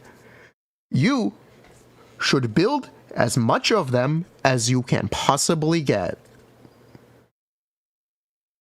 It doesn't matter what the minimum is. It doesn't matter what the maximum is. It doesn't matter what the required amount for a passive is. You should build as much as you possibly can with no exception. You should always have more.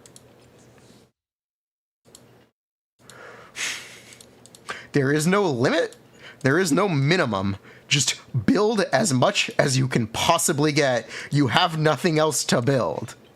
Stop being a bitch. Stop being a bitch. Oh. Boom.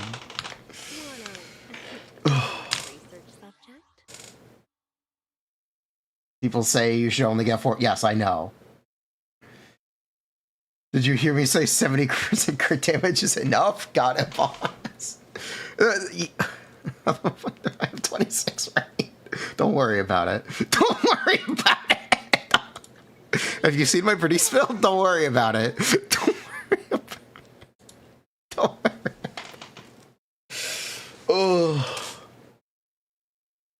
Technically, there are points where attack percent is more valuable than having more AP.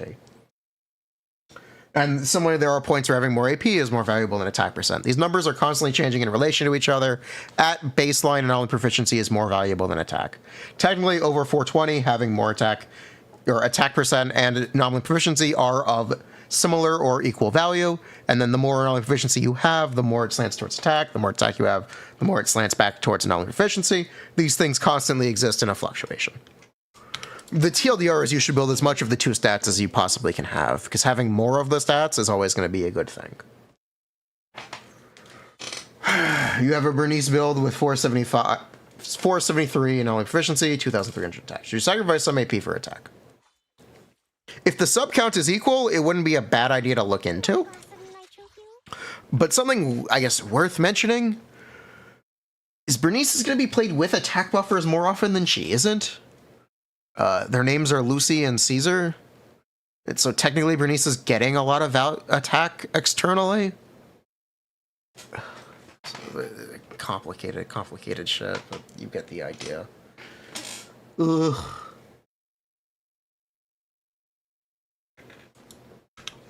My Jane got that 1-to-2 ratio. Thank you. Thank you. Yes, my Jane is a 1-to-2 ratio AMA. Yes, my Jane is a 1-to-2. All my stuff has crit on it. Which alias should I use this time? Yeah, I know. I want Fred to do his Zenless optimizer. I think he's getting a little burnt out, unfortunately. Diminishing return. Zenless is a game where no stat has diminishing returns. Okay, technically Impact and Anomaly Mastery have diminishing returns, but shut the fuck up. Shut the fuck. Oh, technically, there's a point in which you can only do so much daze damage, and there's a point in which you can only apply so much Anomaly, but whatever. Your offensive stat, like your attack and your Anomaly proficiency, have no diminishing returns. They have, like, stat prioritization changes, but that's just a part of building more stat. So, TLDR, yeah, you should have as much AP as you possibly can. I don't care if there's a minimum. I don't care if there's a recommended value. It doesn't matter. You have nothing else to build.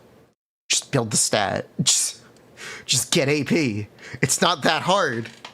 There's nothing else you could possibly be doing. There's just nothing else you could possibly be doing.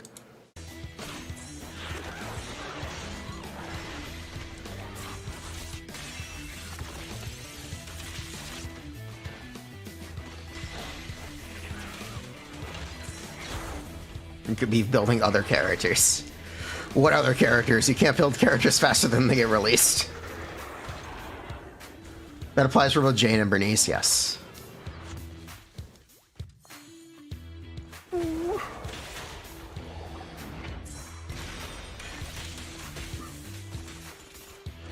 Whoa! What are they playing? Seth Lucy? Interesting.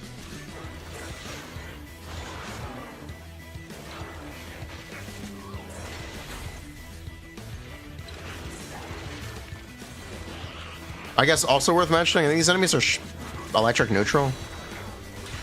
This is the nooch.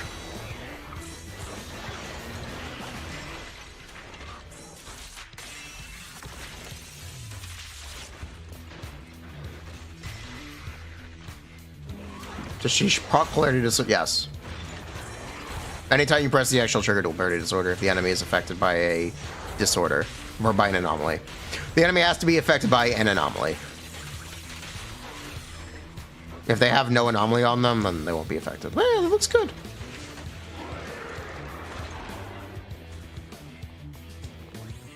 This guy is using Energy Disc 6. I'm sorry, what?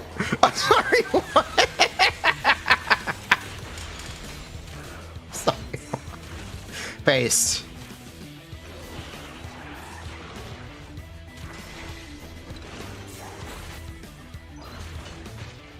Why? You can just do N3s. You don't have to use your whatever.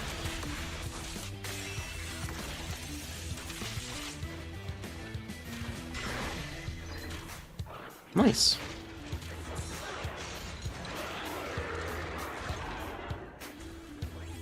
Assuming electric is coming, fizz resist is bound to be there.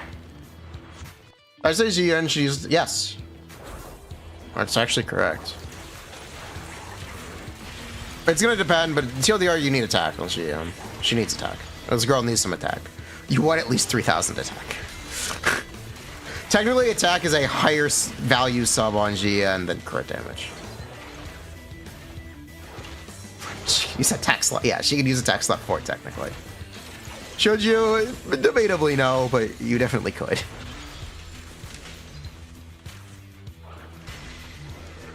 Nice. Yeah, I like this video. If you do something wrong, it's not wrong, it's just based. True.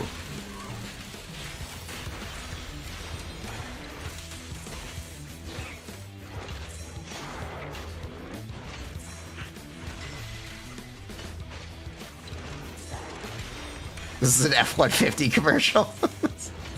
Let him cook. We got big trucks and we cannot lie.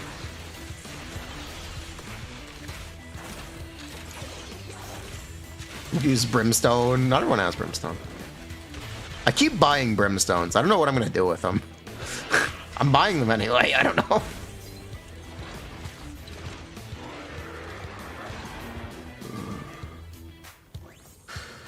You were told by someone on Yanagi's 6th slot it should not be mastery but attack percent to delay the anomaly proc, so you can activate activate more disorder. Questionable, but very based.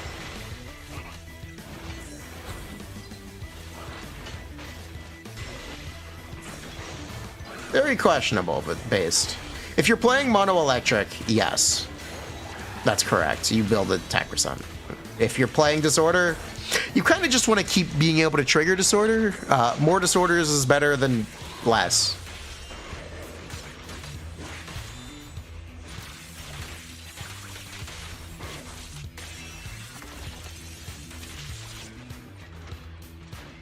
Ooh, fancy finish. And technically that the more versus less but does more damage exists on another gradient, which is breakpoint dependent, complicated math stuff. It depends, but generally speaking, Anomaly Mastery will be better unless you are one-shotting content or killing in 2 disorders. Yeah, probably 2 disorders. You have an extra Weeping Cradle. Is it passing slot on a new arena? Not really. Yeah, this one's good. I like this video. Synergy isn't that great. You know, I can change the sword for force. Yeah. This is really what I expected as well. Ugh. Yeah, this is really as expected. The more you hear about optimizing Zenless, the less it makes sense. The thing about optimizing Zenless is it's complicated because the game has, at least optimizing gameplay, it's complicated. Because every enemy has 3 HP bars that influence each other, and you need to build teams around that. You can't just focus on one aspect of it. You have to keep everything in mind, so your characters do daze damage as they do damage, which affects your stun time. And they're also building Anomaly, and Anomaly does damage. Sometimes characters only do Anomaly damage. You kind of get the idea of why it's complicated. Hopefully. It's also why it's fun. It's a really fun system. I think it's a really fun system, and it ends up working really well. But it essentially does have a lot of depth to it.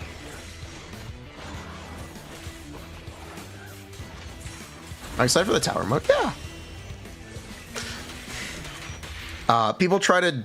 The reason I get so tilted about this stuff is people like to try to generalize to say things like, yeah, I understand. Zenless's content is really simple. You put a stun character on your team and you on-field them until the enemy is stunned, and then you play your damage dealer. The problem is that's not how this game works at all. And that's why I get so tilted at it. I hope I'm explaining myself a bit. I hope I'm explaining myself a bit.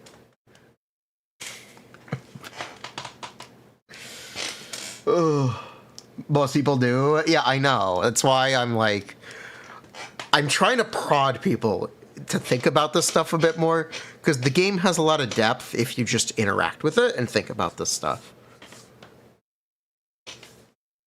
Am I overly aggressive with it? Probably. I'm probably overly aggressive about it. Can things be boiled down that way? Sure, fuck it, why not? But I'd like to look a little deeper. I'd like to look a little deeper.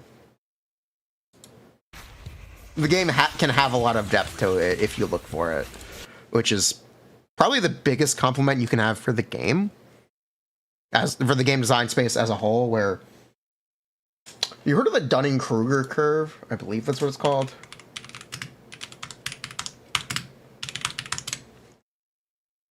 Yes, that's what it's called. The Dunning-Kruger effect. Here we go. Here, this is.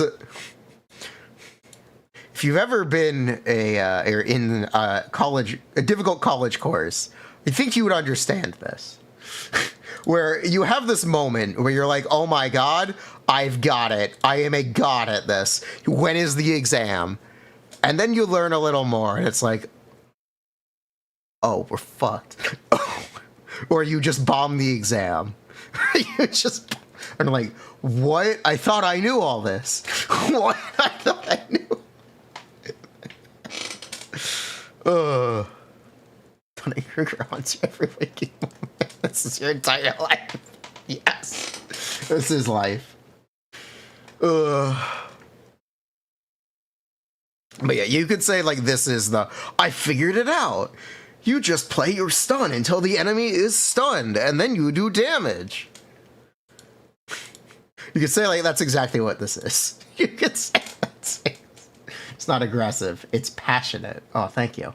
Oh, thank you.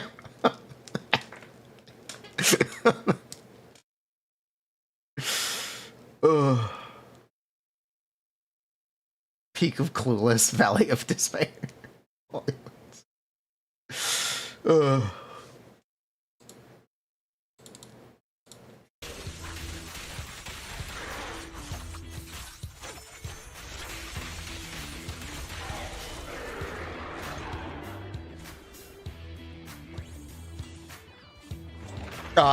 Eventually, I think people will catch on. The question is just, how long will it take? Because they've now released 3 characters that do damage outside of stun. Like, in a row. Or 4 in a row. 1, 2, 3. Yanagi. Yeah, 4. Yeah, 4. How long will it take for people to catch on? I don't know. It maybe not until 2.0. I don't think it'll be normalized until 2.0. How should you play Qingyi, Shiyu, and Nicole? You on-field your Qingyi until the enemy is stunned, and then you play Zhiyan. Unless you're out of ammo, in which case, while you're on-fielding your Qingyi, you should use your Zhiyu and evasive assist to generate ammo.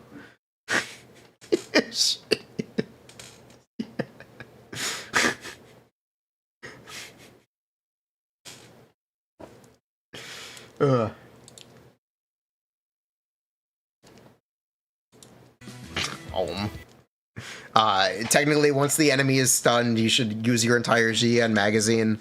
Then you should swap to Nicole and use her special without the chain to re-up the buff, and then use your GN again with like her ult and her EX, and then more shots. Technically, if you want the actual like technical stuff, fuck it, I'll just show it. Ooh. Play till the enemy is stunned and do damage? I know, right? Shiyuan's a pretty simple character. There actually is that kind of micromanagement for Jian's gameplay. It's not relevant unless you were struggling with the content, because Jian has her ammo mechanic. If you're overwhelming the damage to where you only need 1/2 magazines to do the content, then you're not going to notice. It is actually just attack till stuns, but technically there is nuance to it. Whatever. Excuse me. I'm bad.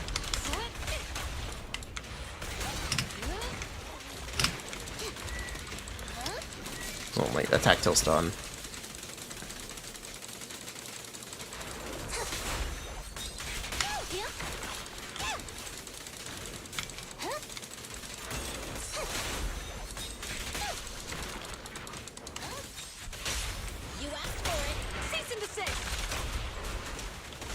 Hold forward, do some shots, roll.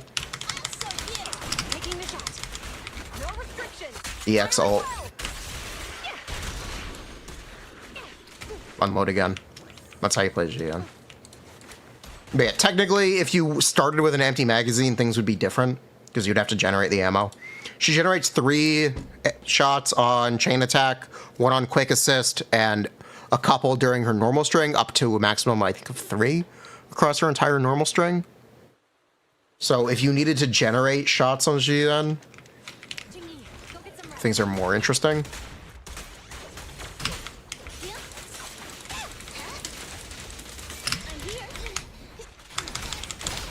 So we can get some by doing a chain attack here. Still have to spend them to do damage. So we're empty again. So the way that we would get them here is actually doing this. That's 3. Here comes another 3. That's 6. So we would have a full magazine when he is stunned. Just in time. Pleasure's all yours. Going all out.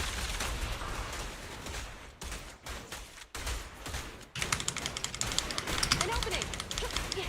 No restrictions. Fire at will.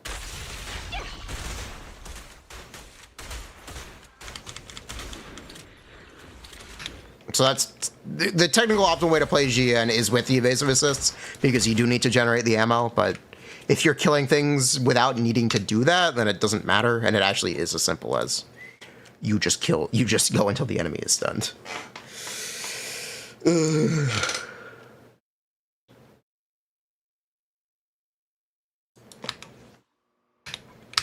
Cool. So yes, that face value GN is very simple. There is technically stuff to optimize, but no, her GN's team is very simple. GN's team is really simple, and that is, I think, the real reason people like Qingyi so much, because Qingyi is the character that you can only play that way. Qingyi is like the actual pinnacle of, yeah, on field you're stunned until the enemy is stunned and then do damage, because that's what Qingyi's entire kit is.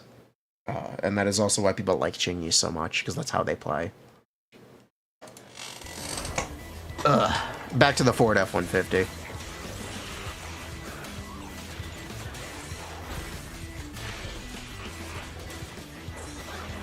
What's my set on GN? I'm running Hormone Punk, because we don't need to worry about generating any ammo. Currently, the content isn't difficult enough to worry about uptimes on Hormone Punk. When did they use Yanagi?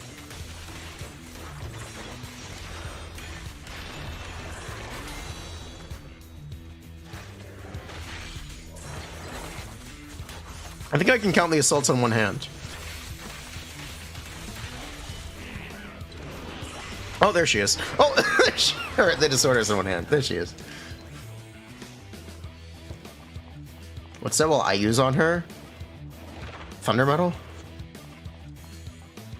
Most likely, I want to try to use Thunder Metal. If it doesn't work out very well, I'll use the other sets. I farmed for both of them.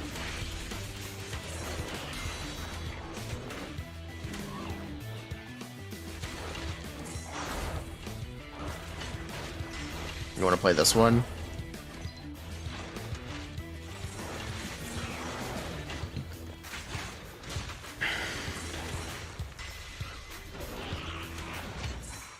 They're on fielding Yanagi a lot more than they were for Jane. That's probably the clear time difference here that they're talking about. But yeah, this was good. Very nice. Very nice. This works. Yeah, this works. This is selling on this. Let's try. We're gonna have to try this.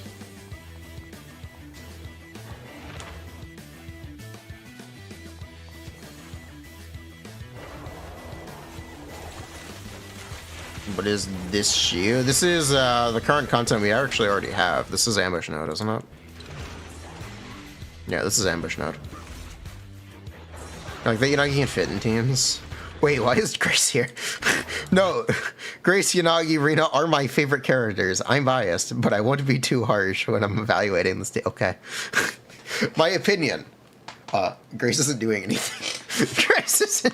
Grace and Yanagi doing the same thing means that one of them isn't doing anything. Means that one of them is poop maxing. Fair enough. Poop. Go back. He said it's ass. He said it. Oh, okay. He said it.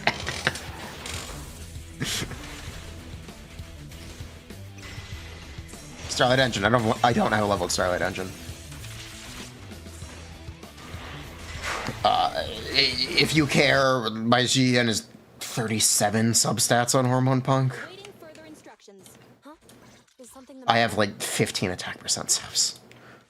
It's not just crit damage.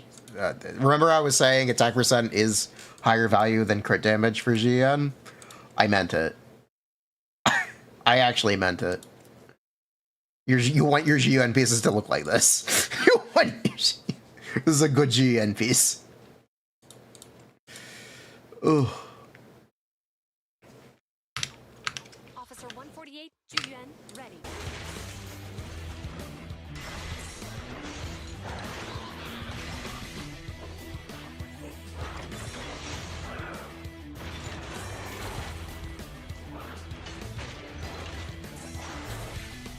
you switch to pen or ether? No. To be honest, no. I just don't have an attack main stat.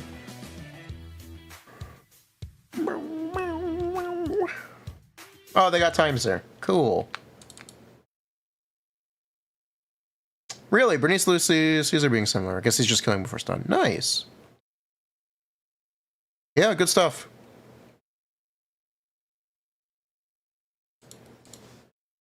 Oh. Stuff. Good stuff. Good video.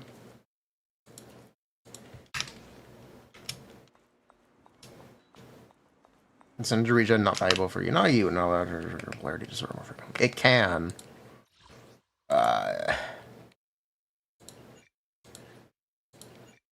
You might rather just do more damage. You don't have to trigger polarity disorder.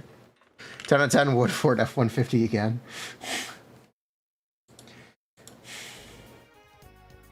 Yeah, very nice stuff.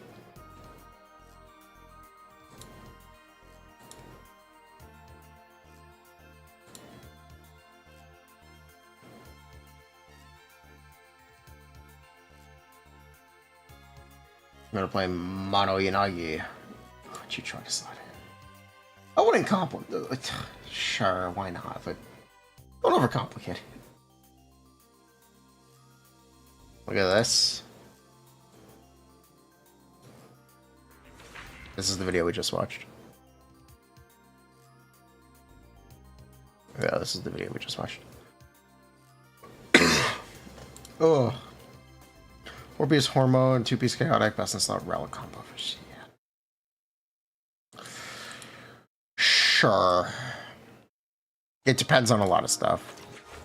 No hit showcase.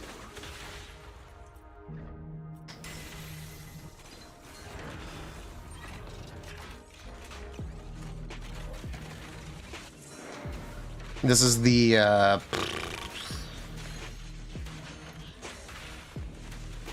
yeah, this is the Mac.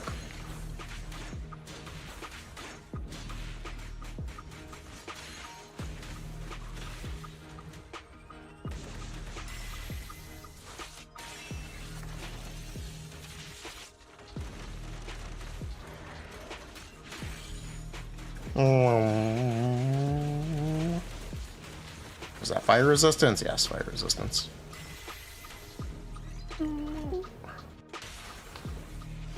Is this the no-hit video? Yeah.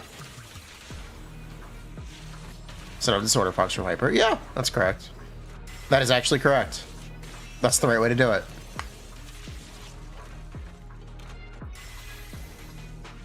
Nope, this person spent time cooking. That's absolutely correct. Very impressive.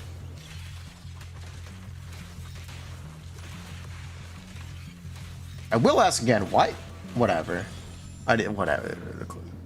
Why are people using whatever?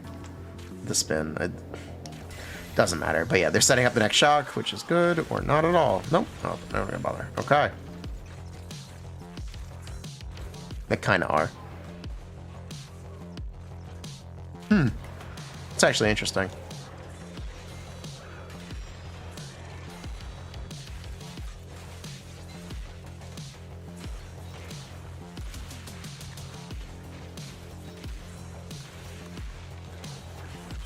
Oh, there you go. Extra fire without wasting energy. I guess. It's interesting. It's actually really interesting. I wonder if that's a real tech.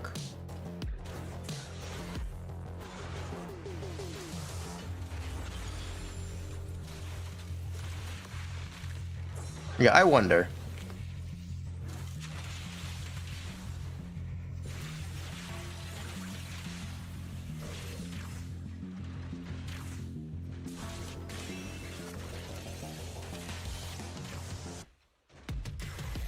Very nice.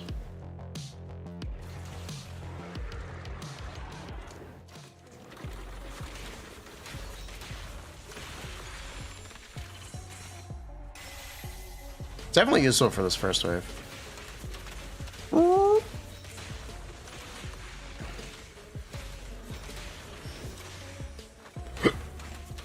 We'll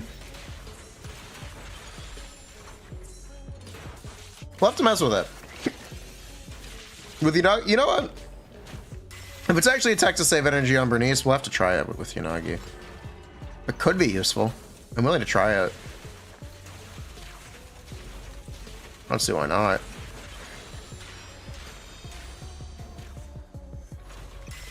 Whoa, that's so cool.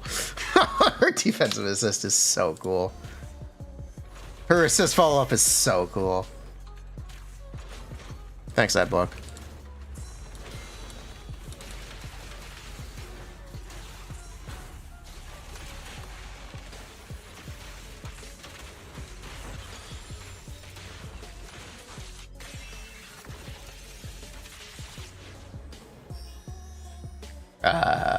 Cleanest whiff of all time. Cleanest whiff of all. There's that.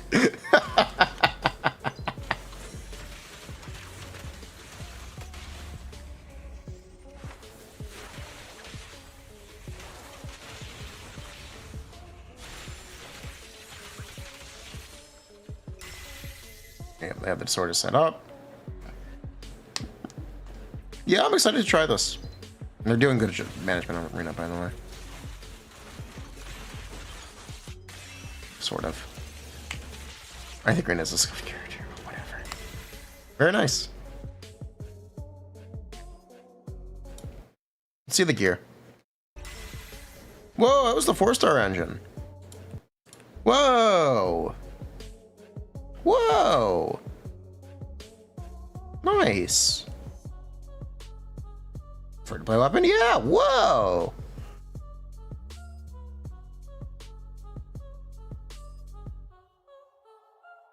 Very nice.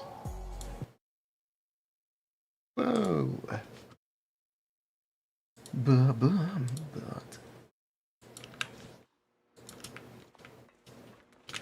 Awaiting further instructions.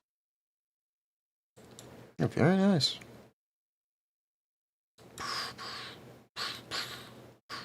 Want a glass of Nitro fuel. Yeah, I'd like some nitro fuel.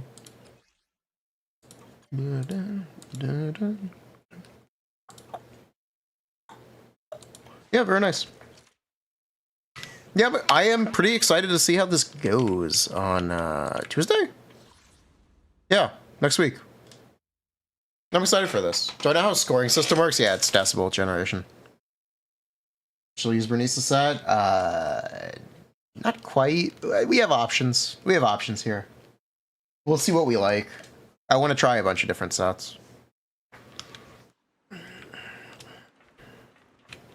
Which worse is Mono Electra going to be versus Bernice? It's going to be worse. How much worse? It's probably going to be more negligible than you think. What's the right way to say this? I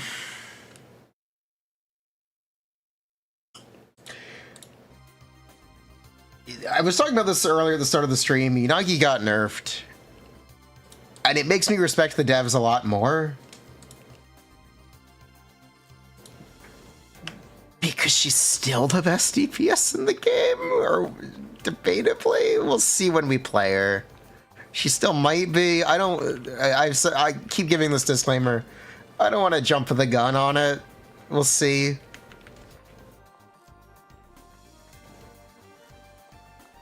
We'll see. I don't want to jump the gun on that, but she very much might be. Was she really that good pre-nerf? Yeah. Yeah, she really was.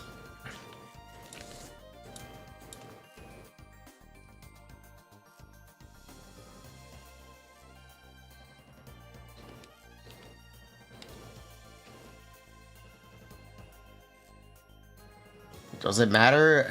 The point was that if you were worried because they nerfed her, you shouldn't have been. She's still very good, and I think it's awesome that they were willing to go, yeah, this is a little too much, let's scale it back. I think that's awesome.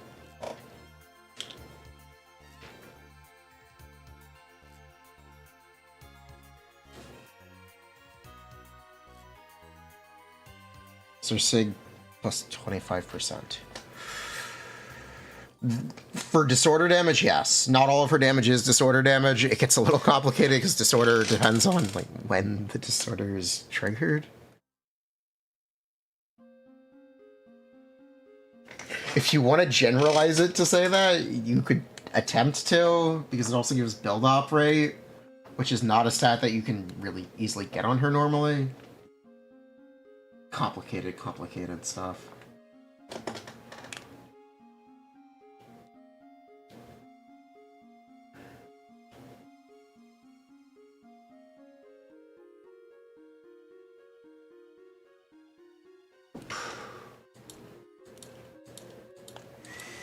But yeah, do you need Bernice at this moment in time? Probably not.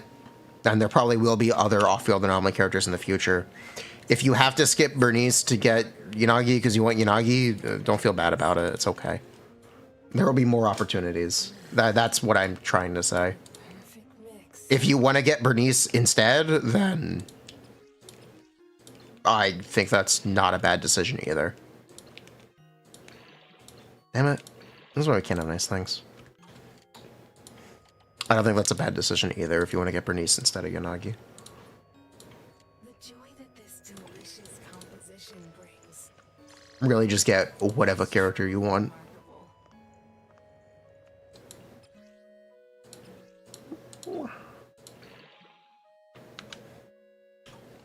You want Lyta? Okay, get him.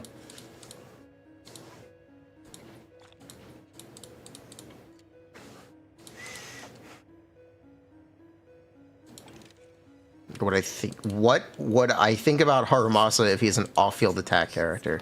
I think that's really interesting.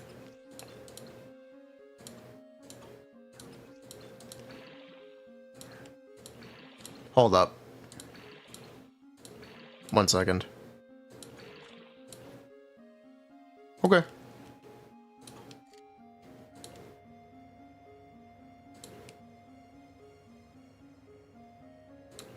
What?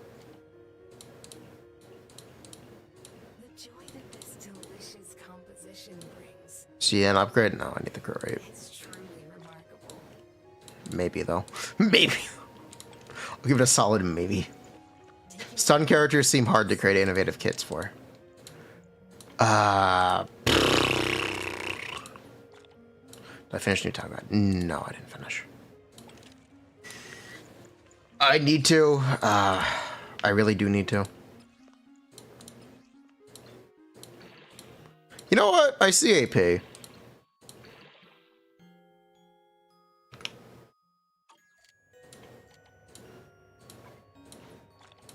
Alright then. Purple disc mat. Technically, it doesn't. It should end up evening out, I think. I don't know. I don't really know, honestly. Do we still see AP? The AP didn't see you. Watch the shot.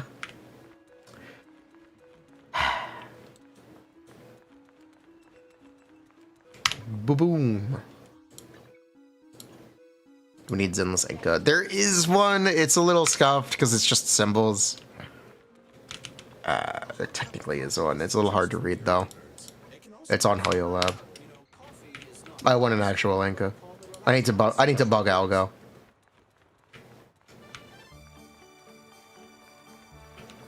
Good evening. We just got a new batch of products in. Feel free to browse. Wish there was a Bang Boo. That's just 2 anomalies or 3 anomalies. Agent Gulliver? Do stock in all the time. Agent Gulliver, who they decided to hold. Who has not been implemented. Gulliver is 2 sessions. Be Reddit go insane if maybe is an off-field character. Okay. Counter argument. Ellen is the most popular Zenless character, and it's not even close. Counter argument. Ellen is actually the most popular character in Zenless. I think that's provable. I think that's... Did you know there's a fan art contest for a fan art song currently ongoing for Zenless Zone 0? They announced this the other day. I'm like, whoa, That's awesome. Like, what?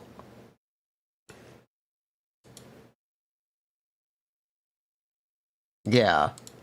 They're doing a contest to create content for around fan created content. Someone made an Ellen song and they're like, yes. They're doing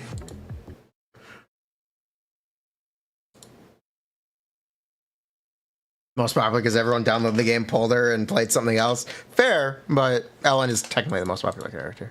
But yeah, fan art contest based around a fan artwork. I think that's awesome.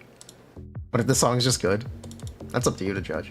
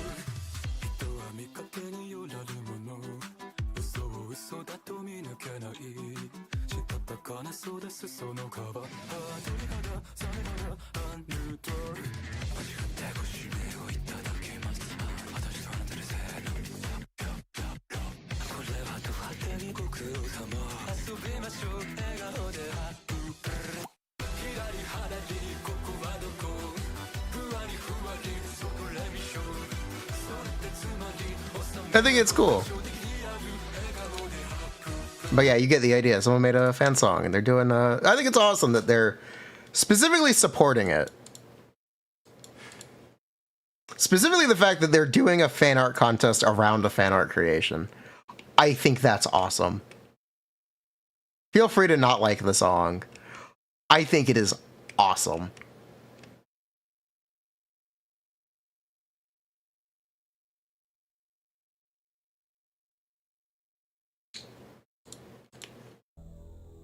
I think it's a great, like, good precedent to have.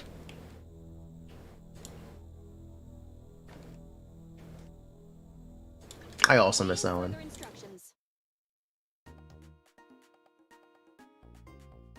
So if Miyabi is an Ellen support, I have no complaints. If Miyabi is an Ellen support, I would have no complaints. I like Ellen. Ellen is a pretty cool girl.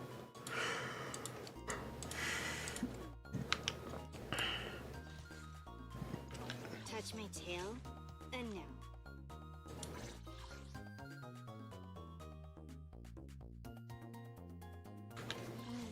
Time for some tail care.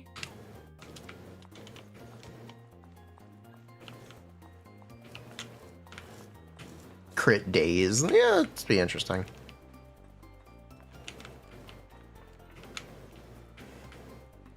Yanagi Piper Arena? It's probably fine.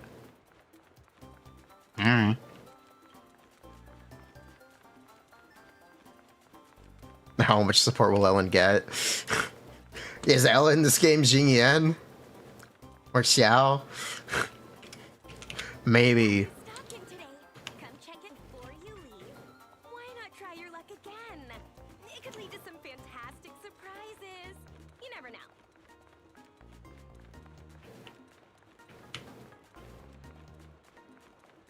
Does Ellen have low talent values compared to other 5 stars? Actually, yes. Technically, yes.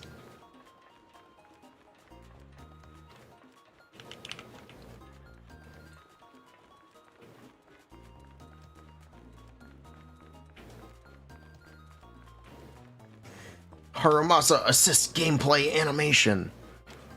Do you want me to TLDR what we know about Harumasa from some what is currently in the game? He's Tartaglia. He has a bow that can turn into swords, and he lays down traps. These traps do damage as he hits enemies, or can be triggered off field. It's called Riptide. It's called Ripped. He may also have 2 ultimates. He may also... One for ranged and one for melee.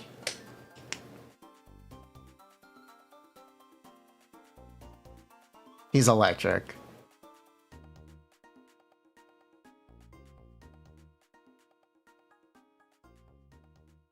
You wouldn't bet, though. Yeah, I wouldn't bet on that either.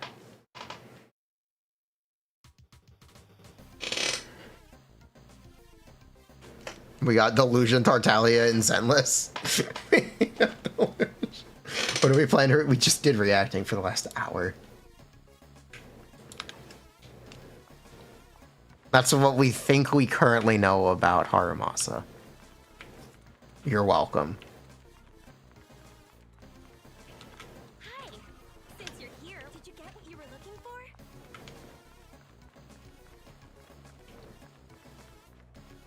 Pretty cool if there was a character with 2 ults. If you don't understand the joke, Tartaglia has 2 ults in Genshin Impact. He has 1 elemental burst for melee stance and 1 elemental burst for range stance. If you didn't get the joke. But yeah, he actually may have 2 ults, we'll see.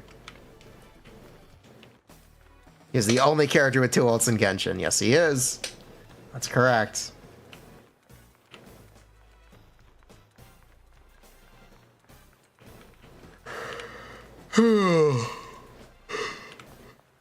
We'll have to wait and see, though. Characters like Lighter have had very aggressive changes.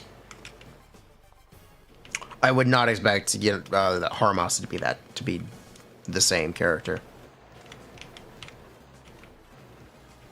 Same for Miyabi. Miyabi's literally a CBT1 character, and then she was pulled and never brought back to beta. So, don't expect these kits to be the same as they have been in the past.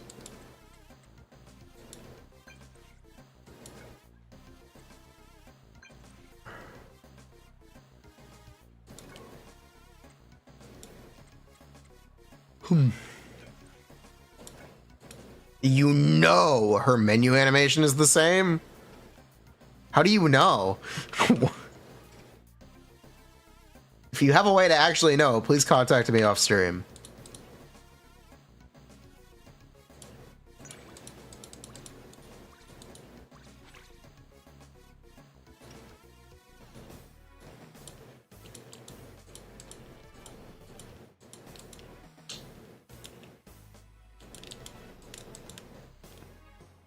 All the animation menu have it on the ZZZ release trailer. Neat. I still wouldn't take that to mean anything. Yo, what's up, bunnies?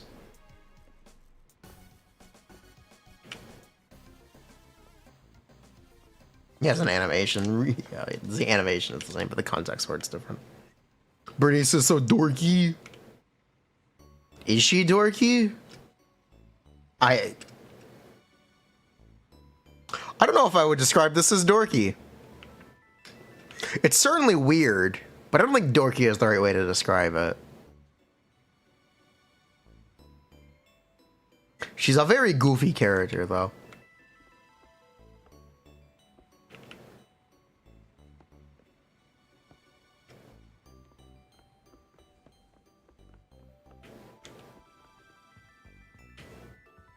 She's goofy. I think goofy is a better way to describe Bernice. She literally has hairpins that say fire. It's goofy, not dorky. But yes, she does have hairpins that say fire. She looks like she will spontaneously break out in dance.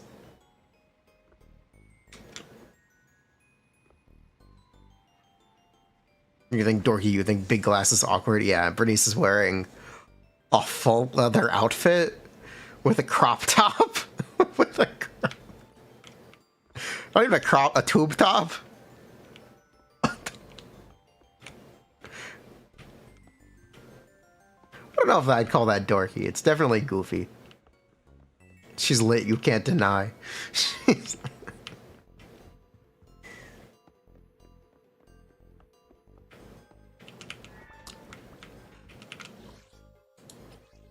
Oh, yo, we finally got the rewards from this thing. High on the nitro fuel.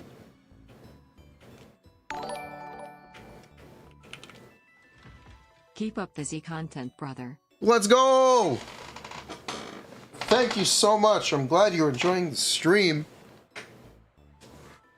I will keep doing the Zenless content.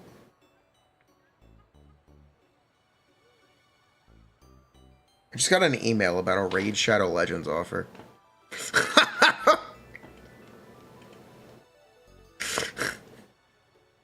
I just...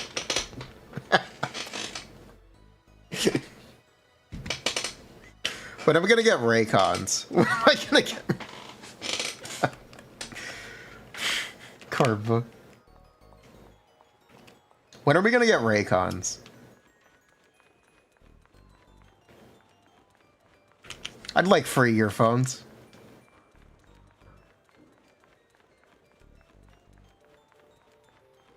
Do I see MTash is a developer on a game? No? What? I've done a Raid Shadow Legends campaign, actually. We did 1 year 1.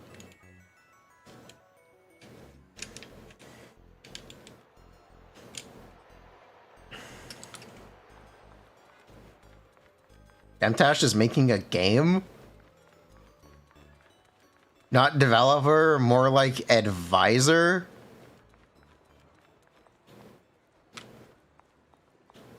You're gonna have to fill me in on this.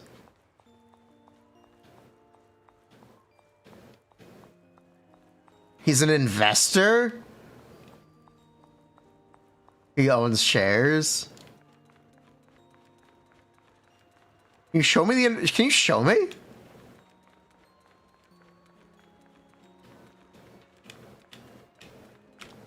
Can you show me this? Sounds like having his name attached. That's what I'm trying to figure out, if it's just having his name attached or if he's directly invested in this.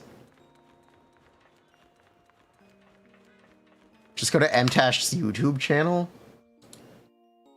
Okay.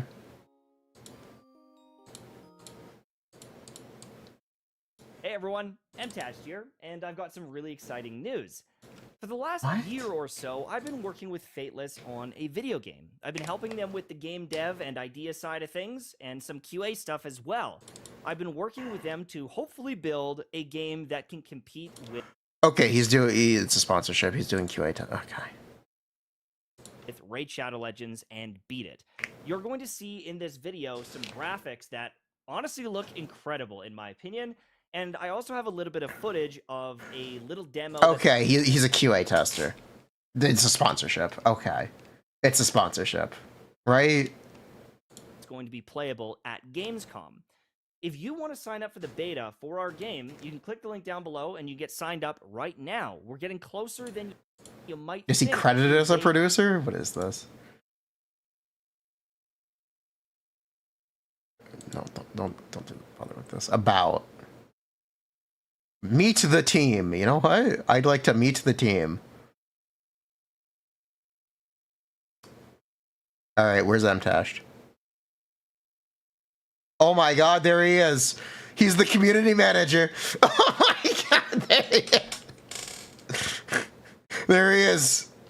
QA and community manager. No, he's not community manager. Sorry, community voice. Wait. Wait. No, he's the community voice. Susie is the community manager. Oh my god, there he is. Community voice. Okay, so it sounds a bit like his friends made a game studio. And he's doing advertising for them, is what it kind of sounds like. And you know what? That's based. Okay, what is a community voice? It's a made-up term. It's a made-up term. He's QA. He's quality assurance. He's the only credited QA tester? Yes. He's the only credited QA tester. As far as I can tell. He's the only one who's doing QA.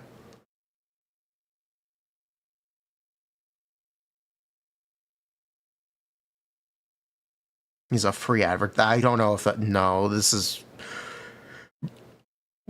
set up... If he's doing QA where he's being paid. He's being paid. And he's probably friends with the developers. Launch of the game. It looks fantastic, and we've got a bunch of people working on this. Now, Fateless, we got a massive investment early on to get this project started, and we've been working with Magic Media. So essentially, he's part of the development team, because presumably they're his friends. QA is a good role, isn't it? QA is essentially gameplay testing. It's effectively playing characters before they go to beta. So, I'm interested. These are the character models in the game. It is part of the development team, This yes. is how they look when you're in the middle of a battle. It is a turn-based RPG. It is a hero collector. There's lots of gear. There's lots of factions. It is a game that is essentially... Okay, if he was invested in it, he would be a producer. He is part of the team because he presumably is friends with these people? It's a small dev team.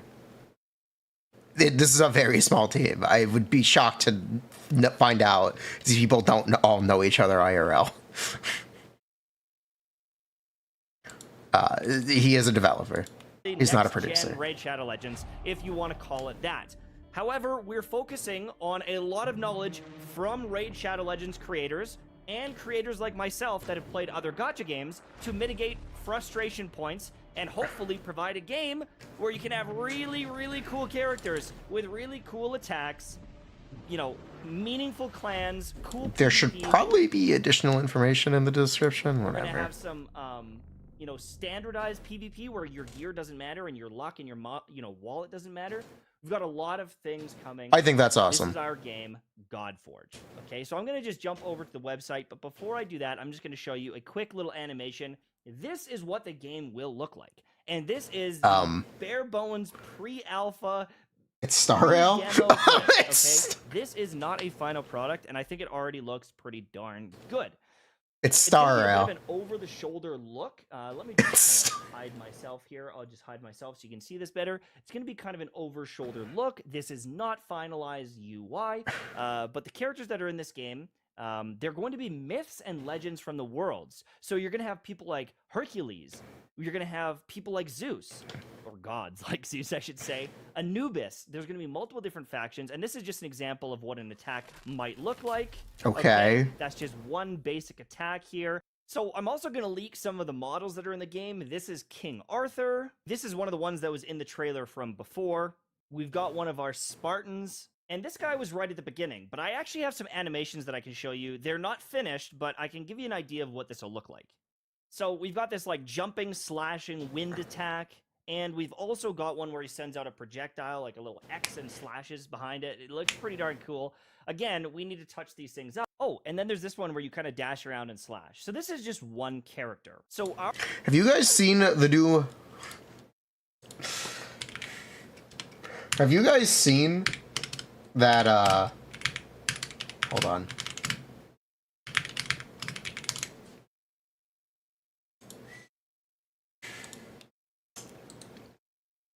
I think it's smart to get in on the trend. Because other developers are doing the same thing.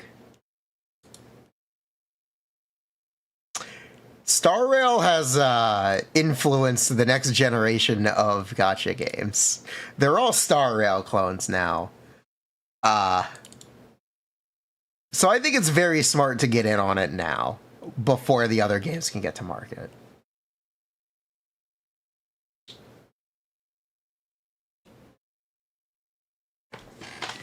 Gacha games are always like this. They are. I think it's very interesting. And I do think it's actually smart to get in on the ground floor before all of the other Star Rail likes. Sure, fuck it, we'll call it its own genre. All the Star Rail likes get to market. After the Genshin clones are getting Star Rail clones? Yes, that's correct. Yes, that's correct. Our game is going to be called Godforge. I think it's smart. Over in the corner there, if you want to do that. I think it's very smart. Break down what the game is. Divinity has been shattered. Big gods like Zeus have been brought Expect down Zenless to the clones. battle playing field. 2 years we'll have Zenless clones.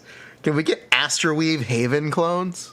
Lower people, King Arthur, who is known as immortal, has been given, divinity, has been given power. And so we have this very interesting dynamic where there are gods in the game like Anubis or Ra. However, there's also legends and It's also smart to use public domain characters. That's also very smart.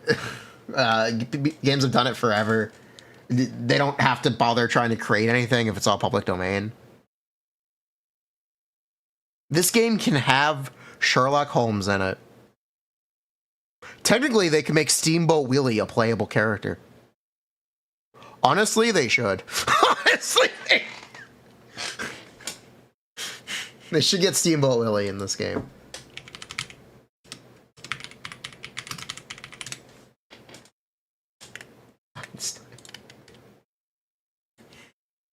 They should get Steamboat Willie in this game. This is Steamboat Willie. Chat, Steamboat Willie is public domain. We own this. This is ours. We own this, chat. The first appearance of Mickey Mouse is public domain. He can't be in color. If he's in color, Disney owns it.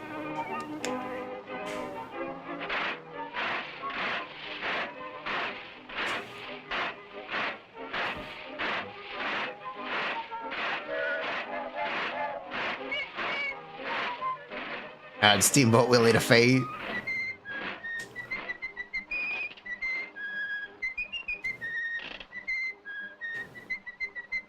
This is ours. We own this. The people own this. If it's in color, it's Mickey, not Willie. Yes.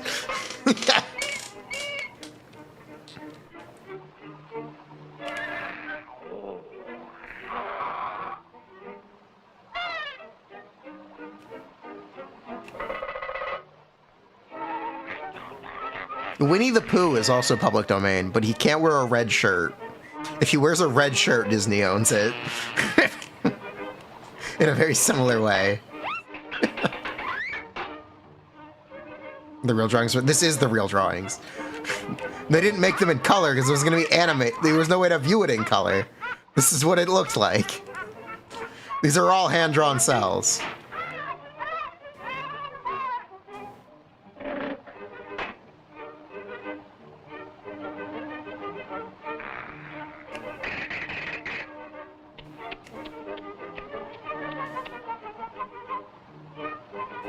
It's a lot easier to clone Star Rail. We'll see a lot of them. That didn't stop them from rushing out Genshin clones. Every company is doing a Genshin-like. Literally, I think every major gacha game publisher is doing a Genshin game. We got Azure Lane Premilia. I think we got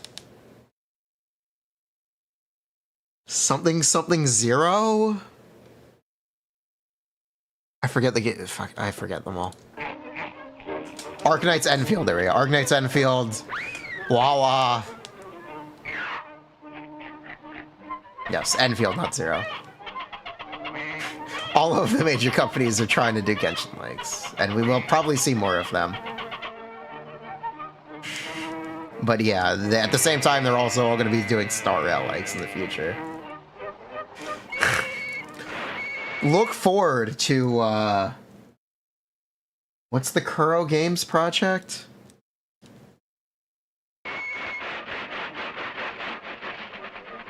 The original one?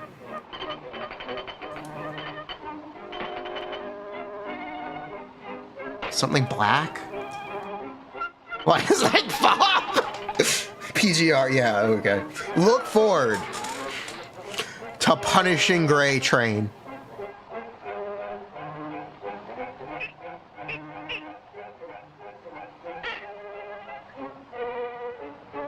Punishing Gray Station, there we go. PGS. Punishing Gray Station.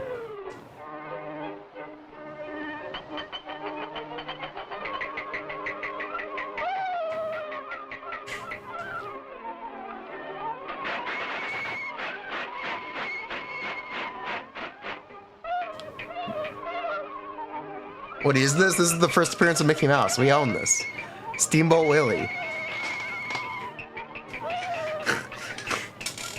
We own it. This is ours. Revel in it. Bro, Willie's a perv.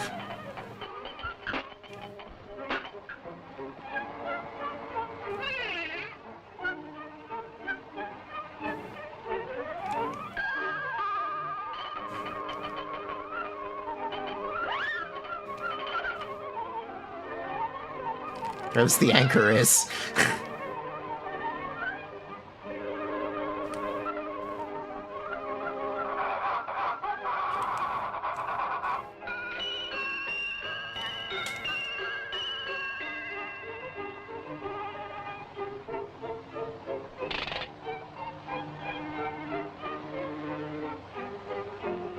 Popeye next year? Really? Popeye is public domain next year?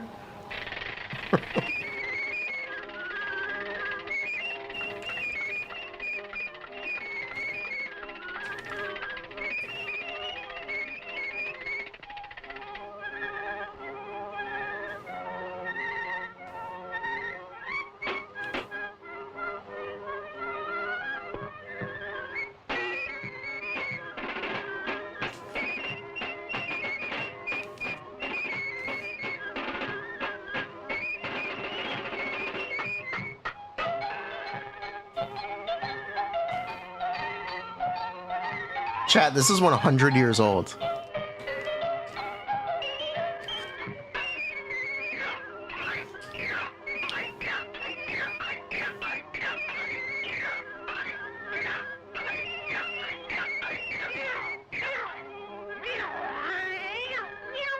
Think about that.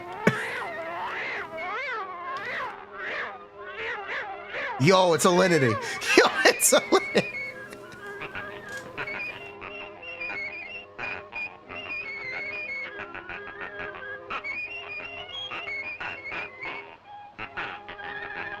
Current animation looks worse.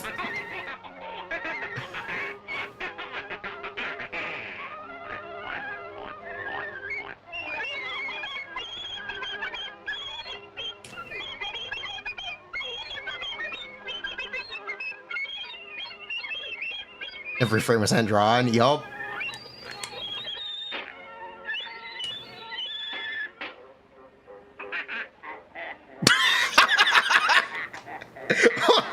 What the fuck?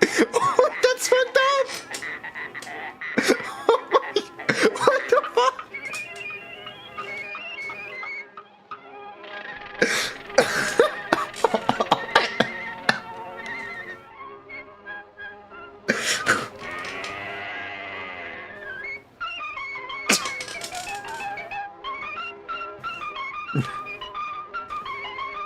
What is this? This is ours.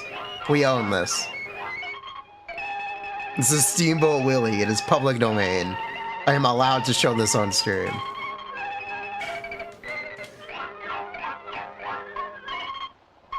We own this IP, chat.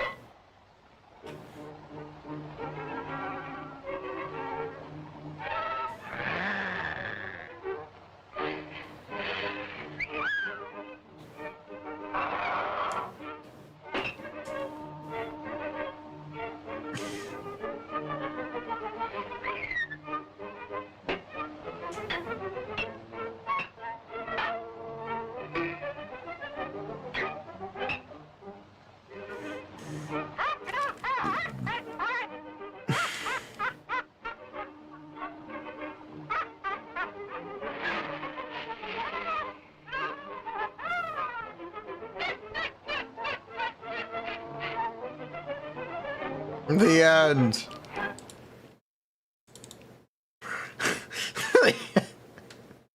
Well, yeah, this is public domain. We own this. As of January 1st, 2024, this year. Okay, this was lucky coded.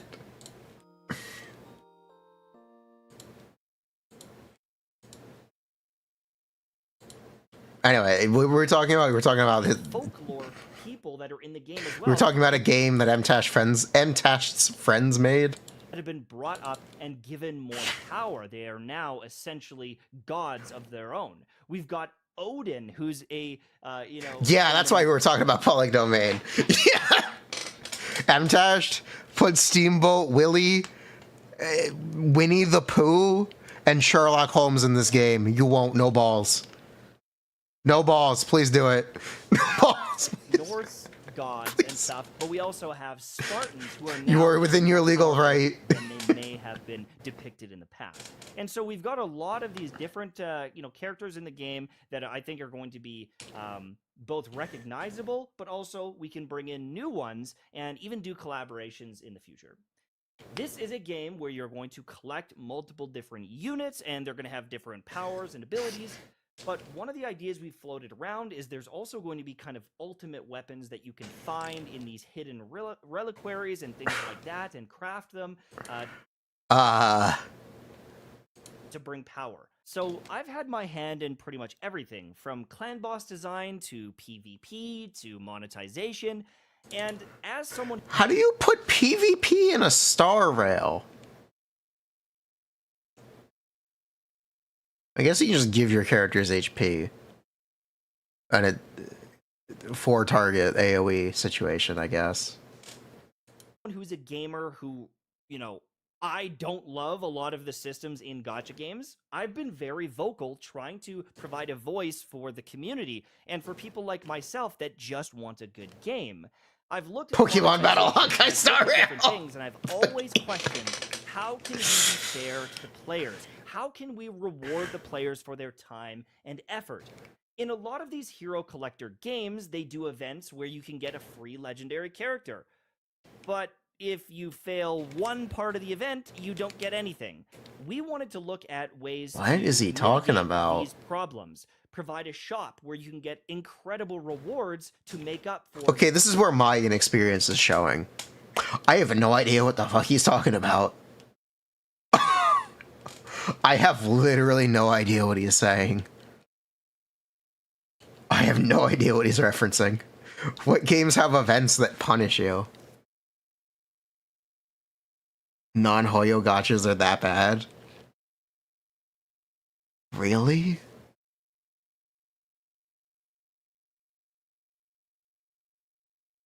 maybe missing a character or completely skipping a character and still being rewarded for your time. I wanted to look at ways that we can give you choice and characters to allow you to beat the content of the game without spending money. You need to be able to play it as a video game as a priority. Collecting all the characters is cool. Getting to the top tiers of PvP is awesome, and I know that some people really enjoy that. However, I also was very interested in... Asphalt 9 Legends requires you to pay monthly to do events. I'm sorry, is this a car gacha game?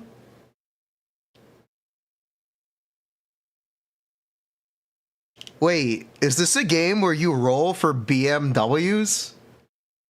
And Bugattis? What color is your Bugatti?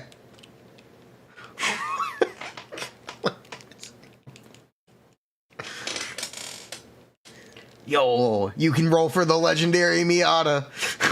You can roll for the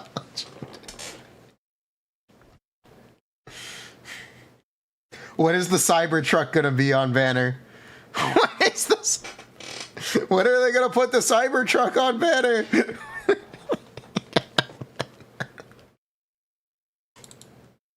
That's amazing. Not alone here in providing other ways for... Oh no, you got an off-banner keys. Yo, I got an off-banner Volkswagen Bug. Tesla revoked licensing. Ugh. feel like they are the best at the game. Rolling for a without Honda Civic. The biggest villain. Rolling. We're looking at having normalized PvP leagues where you can Oh, that's jump in amazing. and do essentially like an RTA fight against other people and choose kind of set champions with set gear, and it's all about knowledge of the game. There will be different events that go on. It doesn't have a and, Civic. Doesn't have a you know, Civic. we've even talked about doing like a tournament. We're down rolling the for road, Toyota where it's Corolla. all normalized When's the Ford F-150? and no whale is going to win it. It's going to be the person who knows the game the best. There's so many things that we care about. We care about community. We care about, building clans. It's a very, All right, let's talk about gacha game PvP. Unless a game has active matchmaking, it can never be skill-based, because the way that, as far as I'm aware, the way that PvP modes for these games work is your characters get piloted by a computer? Am I wrong? Is that not how these games work? Your characters get piloted by the computer, right? Is that not how these games work? Depends on the game. Enemy characters? Yes, that's what I'm talking about. It depends on the game.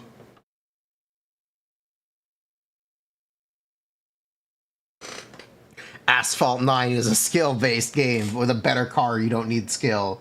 You can beat better players with worse cars.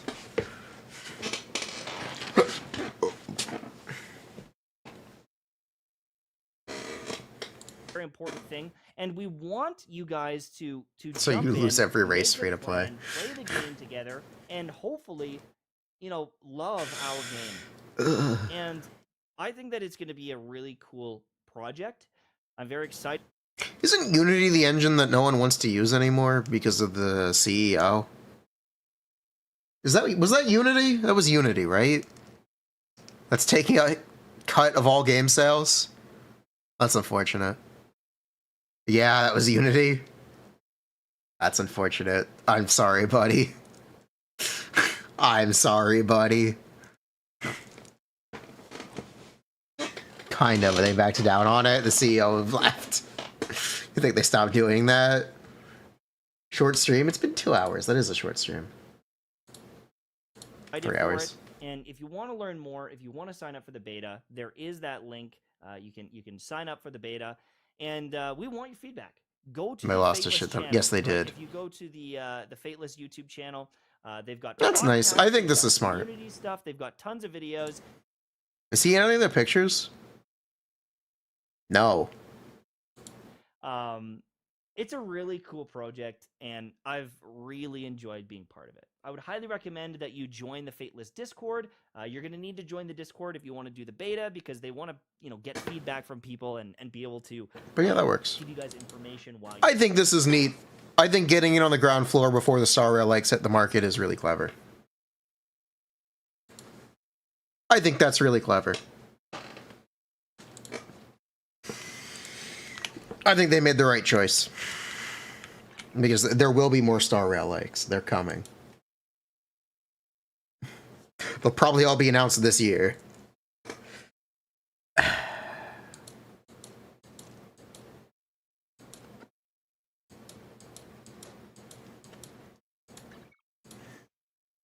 Kuro is making one.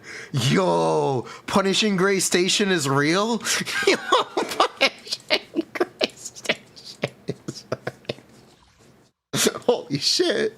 I thought it was a joke. I thought that was a fucking joke.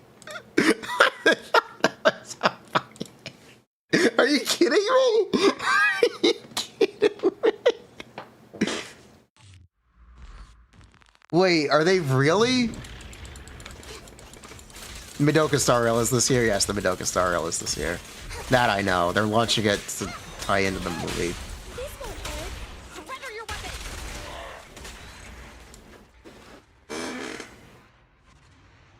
We're so done with rail likes. One is enough. I've said it, I guess, a couple times now. I think the interesting thing about Star Rail is it lacks in the moment strategic like decision making, which is essentially what makes a normal turn-based game.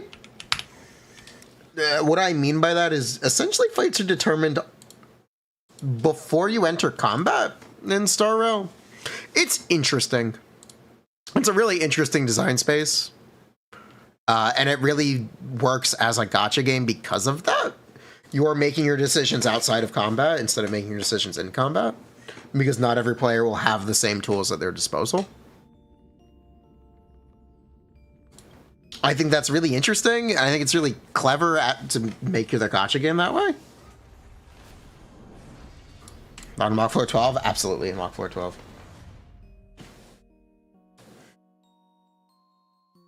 You aren't reacting to the enemy at any point unless you just need to heal. And whenever they try to make enemies with different mechanics, it ends up being very frustrating because the game can't control what characters you play.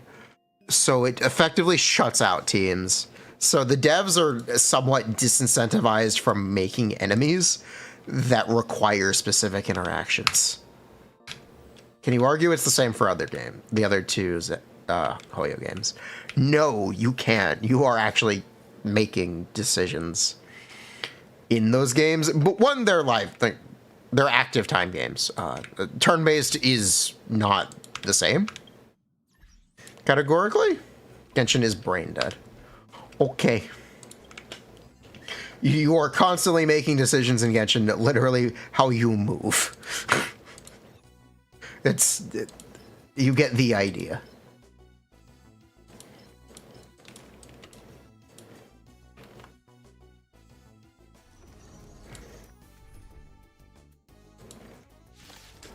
But yeah, the effectively Star Rail stuff is determined when you enter, which is interesting. It has minimal decision making. Decision making in Star Rail combat is, should I use an ability here? Yes or no? Most decisions in Genshin are made before you start the floor. We've never felt it as a detriment. Again, Genshin is not a turn-based game. You're actually trying to compare an apple to an orange when I say this. I'm talking about what makes Star Rail different from... Well, the comparison is Metaphor, Refantasio. Shout out to my playthrough of that on stream.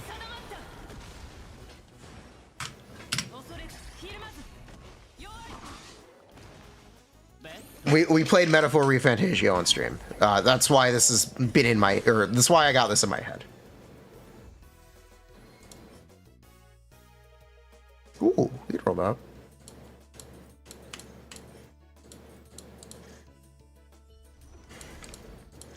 You don't like Final Fantasy or Persona, but you like Star Rail? Interesting. Have you ever played the Flash memory game Sunny? No, I can't say I have.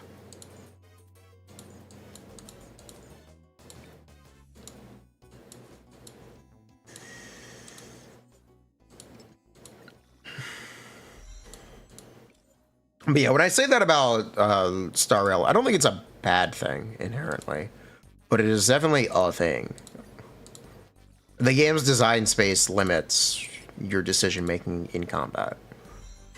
And that's fine, that's intentional. That's how it works. And that's why it works. That's also why someone who likes JRPGs may not actually like Star Rail.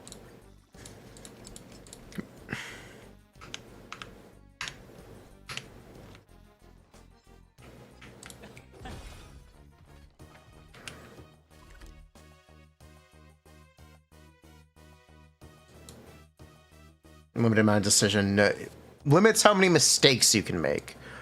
I don't think that's correct either. It's possible to make a lot of mistakes in Star Rail.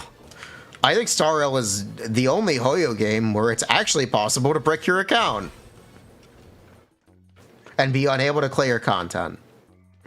I think it might be the only Hoyo game where you can genuinely say that's a problem with it. Is that a hot take? maybe. But as someone deeply familiar with the systems in Zenless and Genshin and the resources available to players, I feel that this is the game that you can actually brick yourself in. Just by pulling the wrong characters.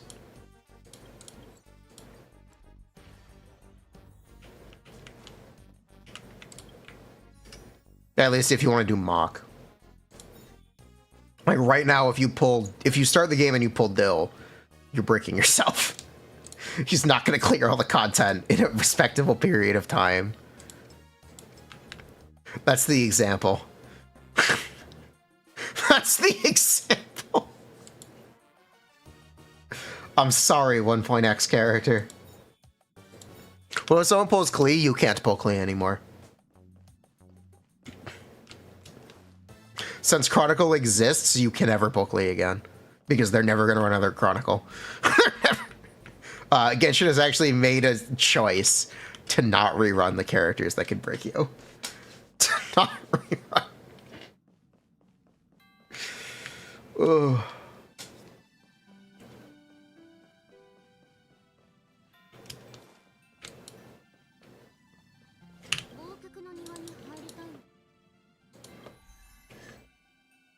Albedo is absolutely still usable. Albedo is not a 5-star DPS. He is a support. So yes, he is absolutely still usable. You just need other characters to play him with.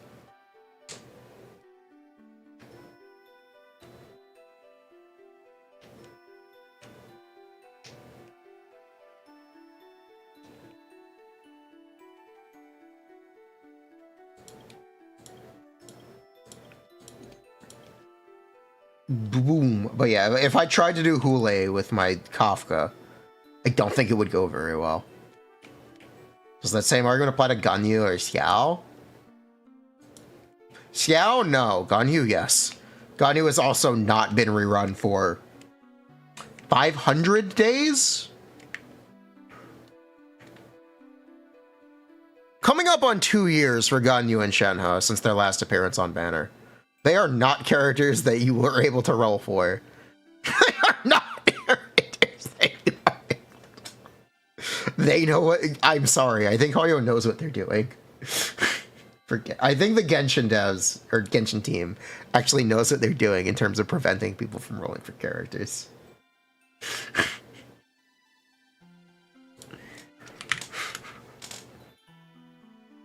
I think they actually did think about this. Because otherwise it makes no sense to hold on to these characters for 2 years. What is it? Timeline? No. Database? Yes. Yes. 526 days since Ganyu has last been available. That's what it's been. That's what it's been. Oh. Pulling Xiao alone with nothing sounds really bad. Yeah, it does. Yeah, it really does. I wouldn't pull Xiao either. Meanwhile, Kazuha every 3 patches. 6.0 will save Cryo.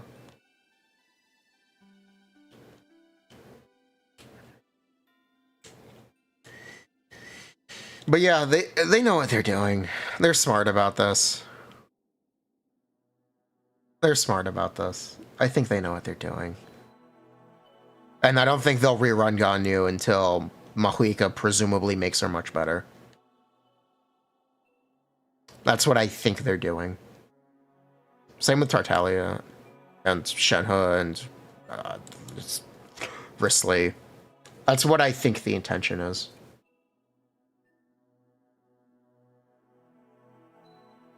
Will they rerun Xiao on Lantern Rite? Yes, they will. And they do it every year. I'd be shocked if they didn't.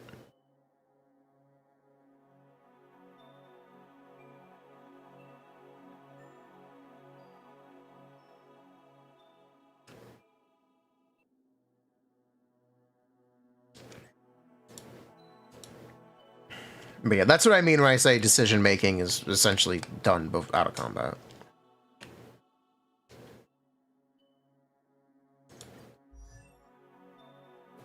Am I able to gear these characters still? Yeah, I can. Okay, hold on.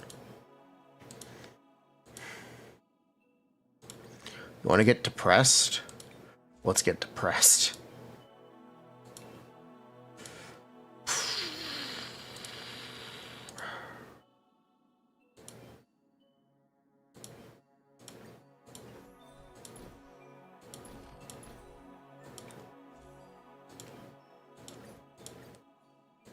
Do I like card games? I don't have much of an opinion on card games, to be honest. Yeah, here, you guys want to see the worst Kafka you've ever seen? That's me! Boy.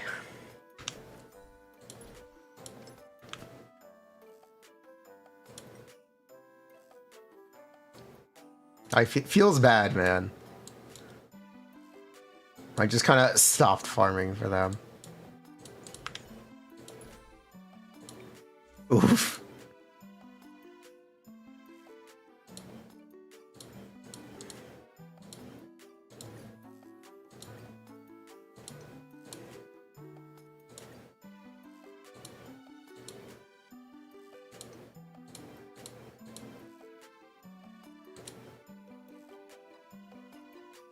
Can Dot 10 cycle Hule? My Dot certainly isn't. Your Dot might, but mine certainly isn't.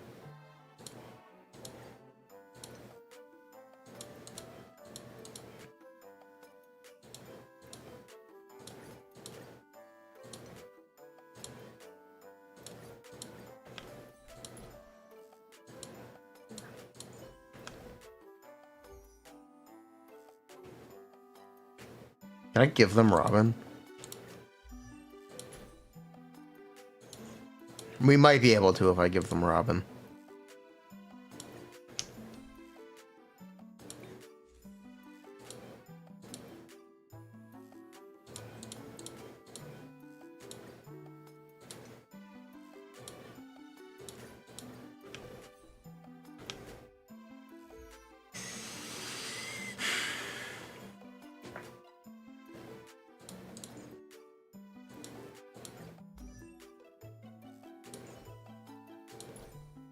Let's see. I apologize for what you're about to say.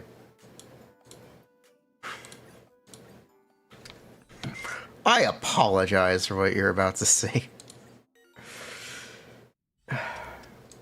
Adventuring's on the wrong spot. Let's see what happens.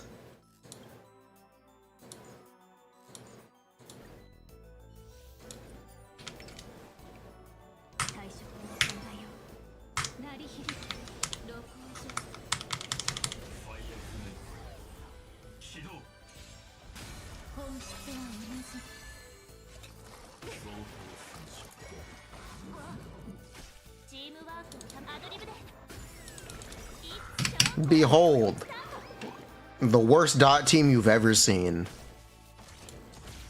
This is the content other streamers don't show you.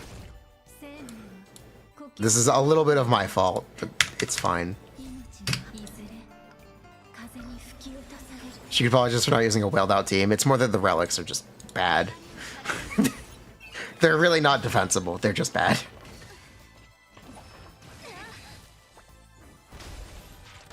I kind of just stopped farming for Dot stuff.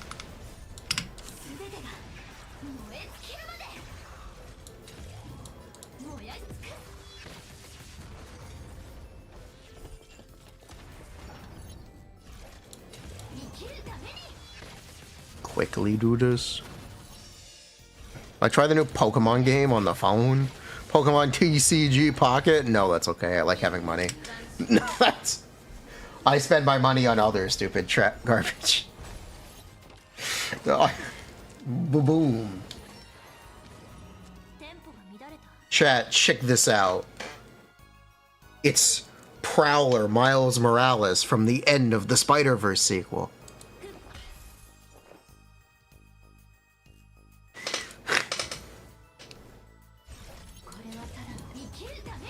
No way.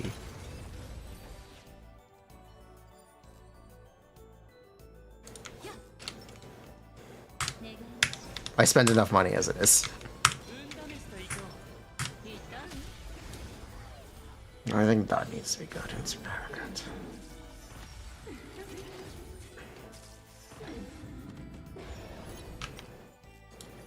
Well, I'd like to not be stunned. That'd be great.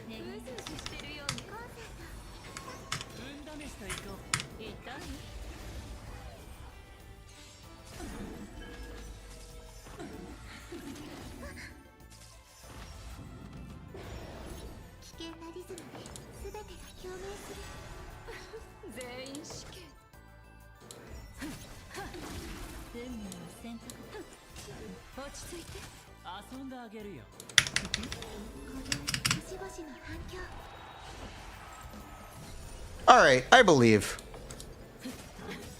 I believe in this going well. Why not?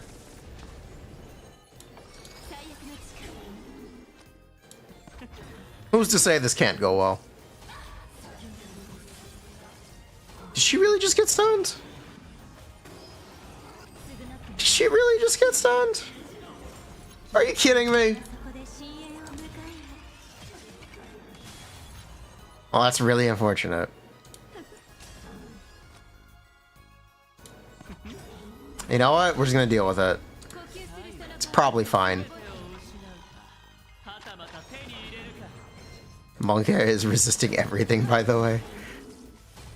He's dead. It doesn't matter. Frick that monkey. This aventuring carry is looking great. Did she not move? She didn't move the cycle. Okay.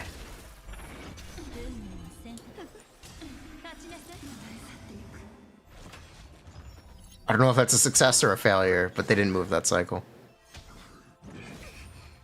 Hey, Aventuring, I need some shields.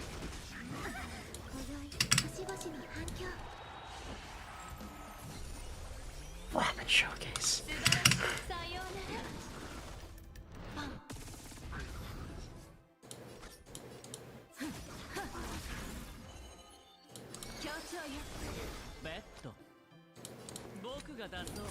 Do we need a cycle Gamba? This is E2 Robin, right? Yes, this is E2 Robin. Should we get a cycle Gamba?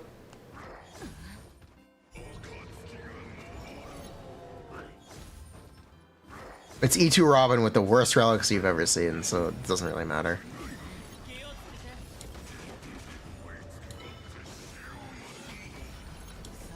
Damn, he went in on Robin.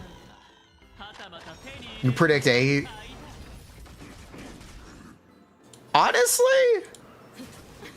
I think we're doing better than that. I'll give it 5. I want to say 5 cycles.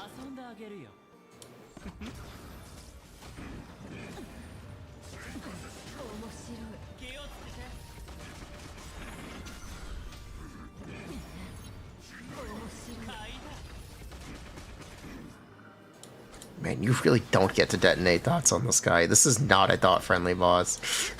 This is possibly the most dot-unfriendly boss of all time, isn't he?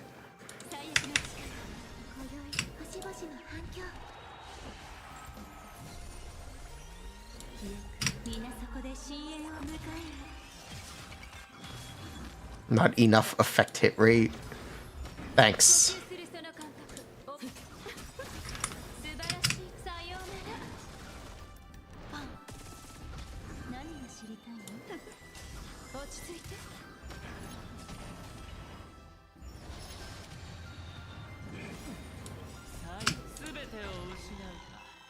Yeah, okay, maybe not 5 cycles. Maybe 7.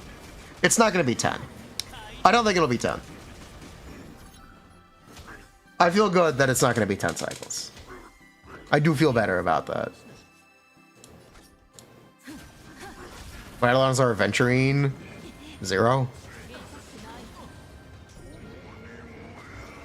He just does that damage. He's a good character.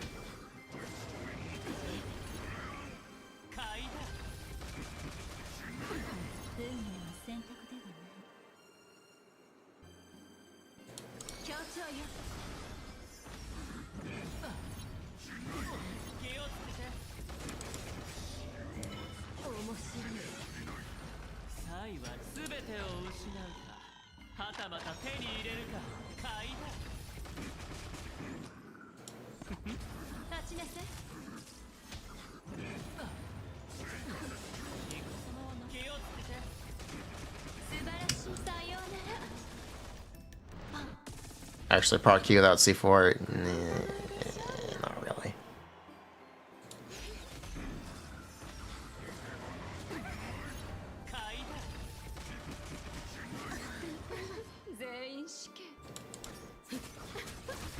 Man, this guy just... This guy is such a moment. I don't know how else to describe it. This guy is such a moment. He moves so much.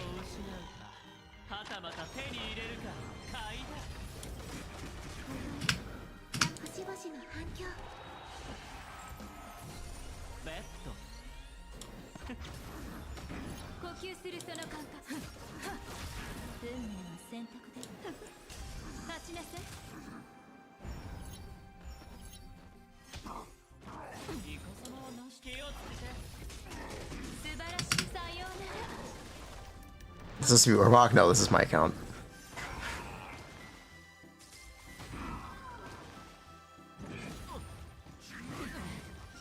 Yeah, 5 cycles, like I said. Damn, I'm good. Like I said, 5 cycles.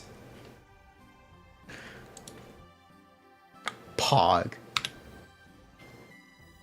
That's what I call 3-star clear pace, baby.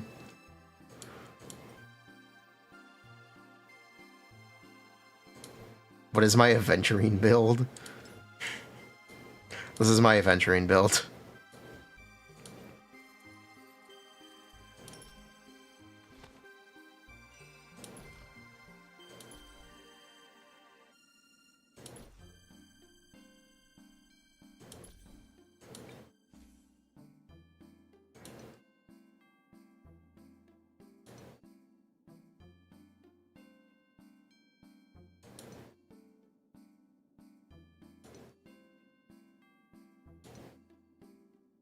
You get the idea. Ugh. I would not want to start an account with Dot anymore. I just wouldn't. Bro doesn't care about the YouTube chat? No, I care about the YouTube chat. I resent that statement.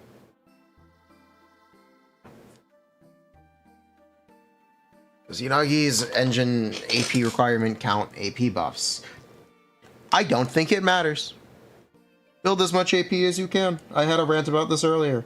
Does it? Probably. Does it matter? No. Just build more of it.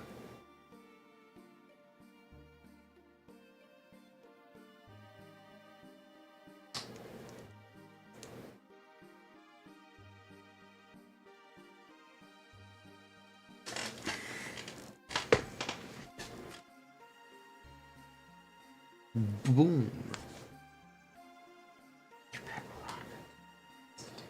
Oh my god. Controversial opinion, Kafka's too old, power creep her ass now. There's a lot you can do for Dot. One, they don't have a great planner. Two, they don't have a super synergistic healer. They also don't necessarily have their own harmony.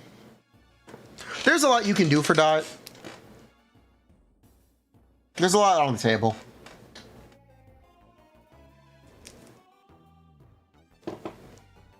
They can make a new set. It's the 160 planner, but yeah, they can make another one. They can make another one. There's stuff that you can do. You can make new Dot characters. Black Swan does not have to be the last Dot character. They can make more. They can. There's stuff that you can do for Dot.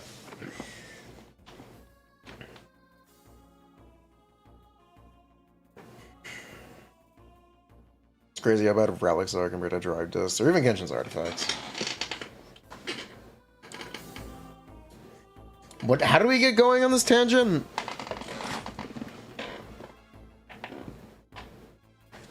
we going on this tangent? Oh yeah, we were talking about how Star Rail removes or is interesting design-wise because the results are determined before you enter combat in most cases. It limits your strategic moment-to-moment gameplay. Yeah, it limits your moment-to-moment gameplay decision-making. That's it. That's what I was saying. And somehow that turned into a tangent about how you can break your account because I was trying to demonstrate that point. Yeah, I was trying to demonstrate that point. Zhao Chu does buff Dot. Does he? I need a fact check on the statement. I need a... Not until E2. He does. His buffs suck though.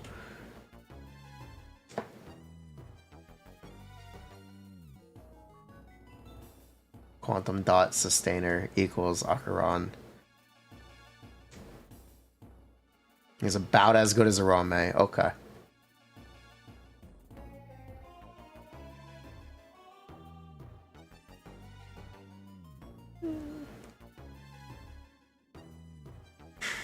TLDR, you guys should play Metaphor Refantasio. Good game. Highly recommend. Good game.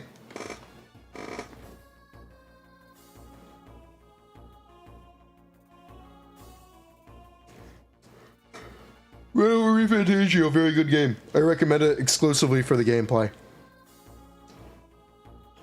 I think it's got amazing turn-based gameplay.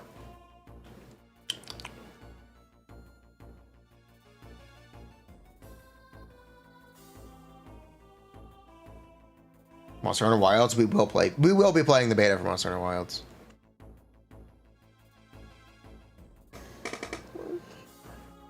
Can Fusion Compiler come out on top? No, it's not possible for Fusion Compiler to be better than Yanagi's own engine. But it is her best 4-star weapon. You're gooning over Hulkenberg.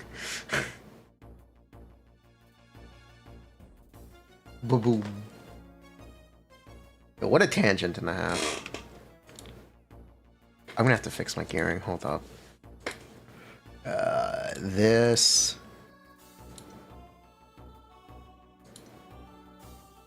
This. Yeah.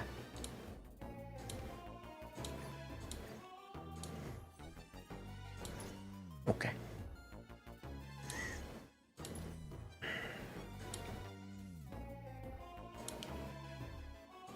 Question, how do I even gear Zhao Chu?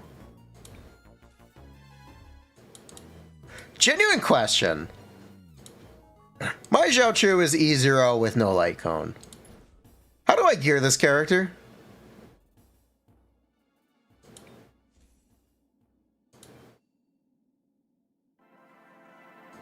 Four-piece prisoner? Do his dots do enough damage in an Akaran team to matter?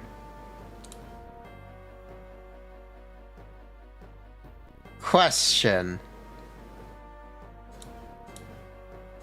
That's what I mean when I ask, how do I gear this character? It kind of feels like nothing does anything.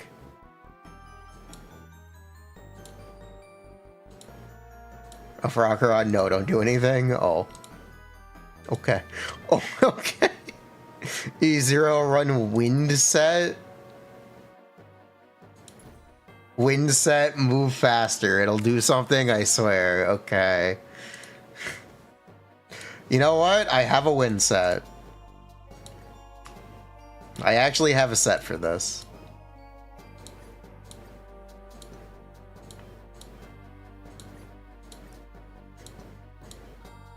You guys got it.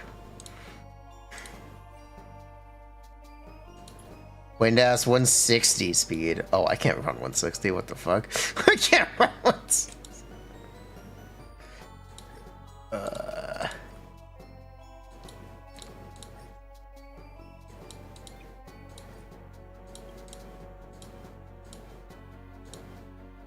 Perfect.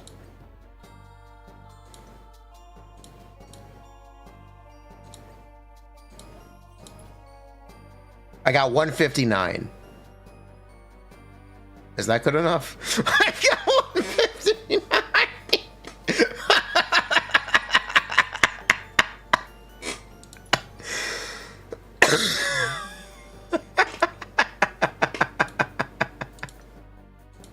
That's really funny. That's really funny.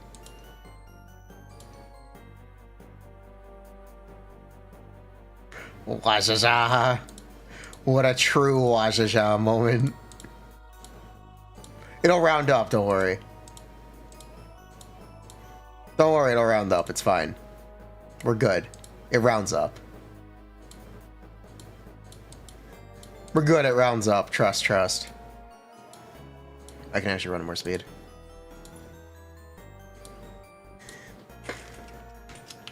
Thank you.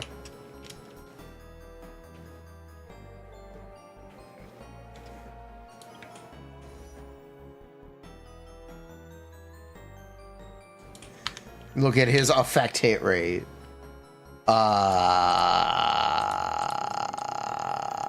How's 118?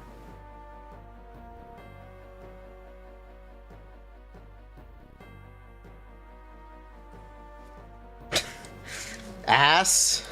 Ass, okay. Ass. Pog. That's what I call a good character. If I played BG3, Baldur's Gate, yeah, good game.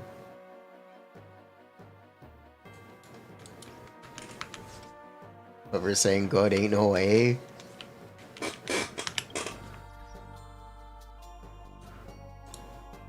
Boom.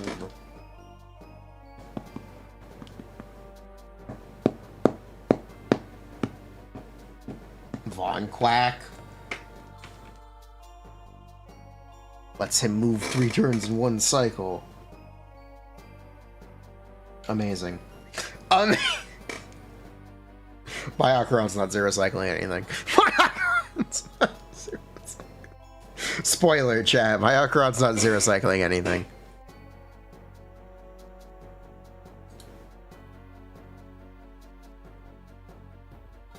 I'll show you the build.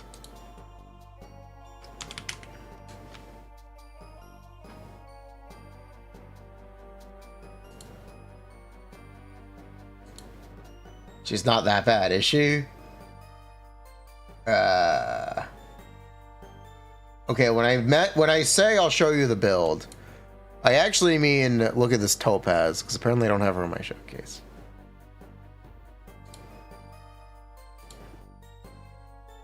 Wait, I didn't save the no, I did save the topaz build. Here you go. Alright, this is my Ocaron build. Alright, this is my basically.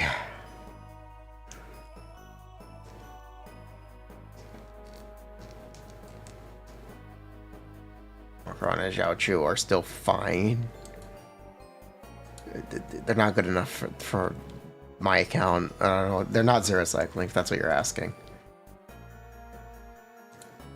That's what you're asking. She's not zero cycling. Hold on. Honkai. I will switch categories to Star Rail just to do this. Fuck it. Fuck it. Fuck it. Why not?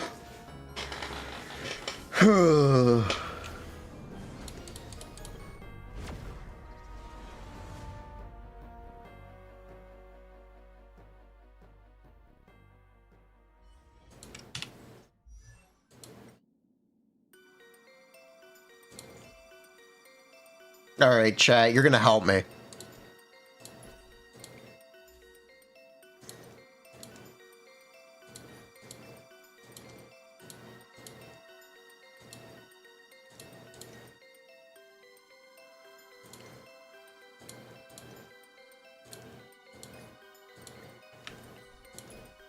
All right, this is my Ocaron build.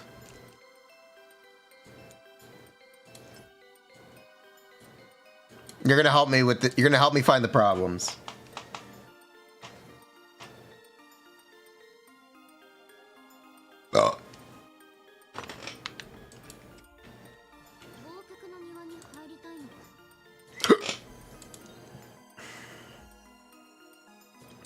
You think that's solid? All right, let's go.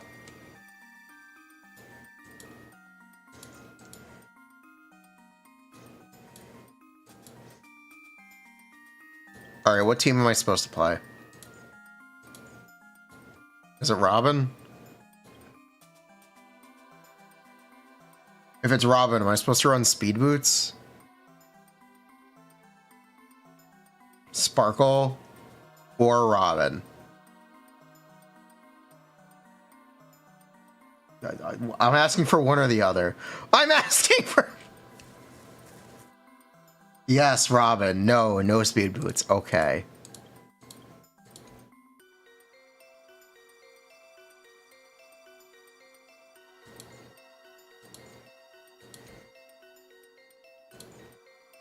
Let's go.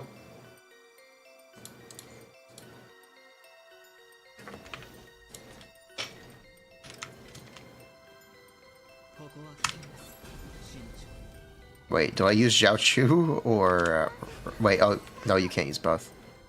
Which one am I supposed to use? It's Robin's, right? Robin's does more? Pretty sure it's Robin's. Zhao Chu's is better? Use Robin's. We'll try both. I'll tell you what, we'll try both.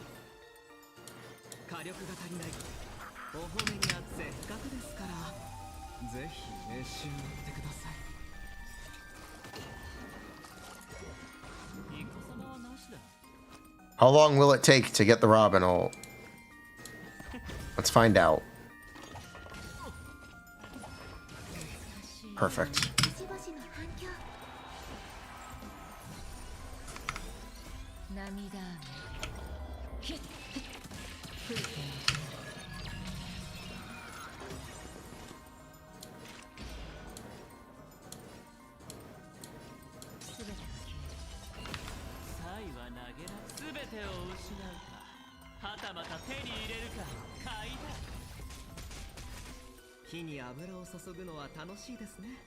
Oh my god, the wind set. He's gonna move 3 times. Oh my god. Chat cooked. Oh my god. Chat cooked. Oh my god.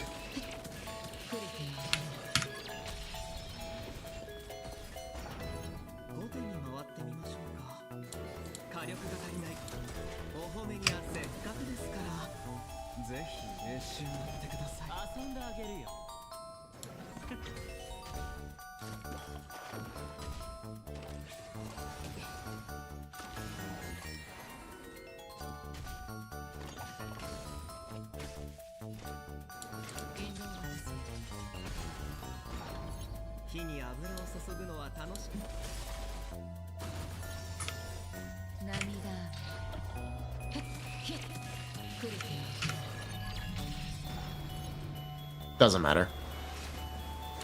My Acheron can't zero cycle, he said. You're in for, you know, that's the first HP bar out of 2, right? The cycle is over. We are now out of damage. We are now... Our resources are empty. Robin ult, trust. Aha. Nope. I'll give it a solid maybe it'll happen out of 10.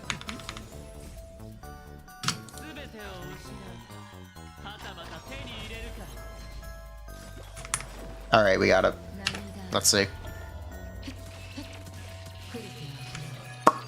Nope. Yeah, a solid maybe. 1 cycle. Nope.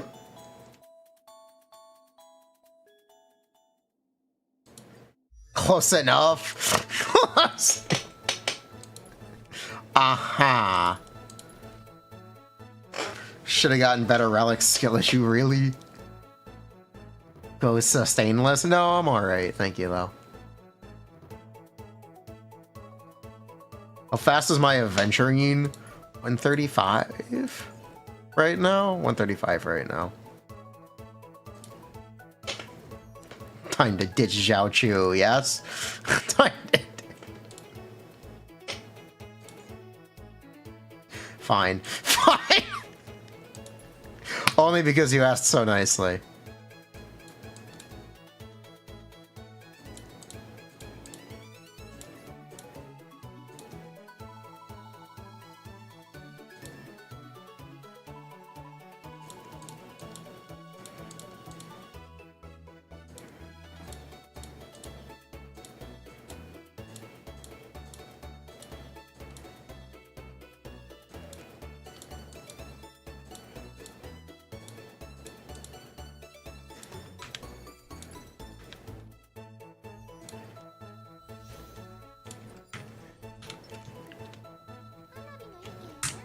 Fine.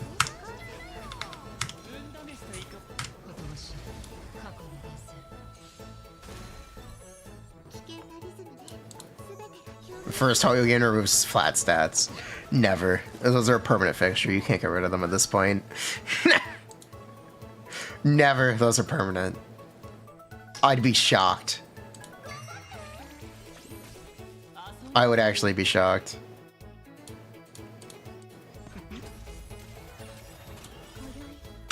What did I bother advancing Robin for? Bruh. It's fine.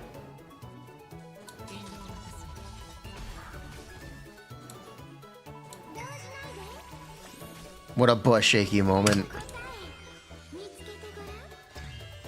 Wait, this is scuffed. We're gonna have to leave. We're gonna have to try again. This is scuffed. Oh boy. You know what? Let him cook. How bad could it go?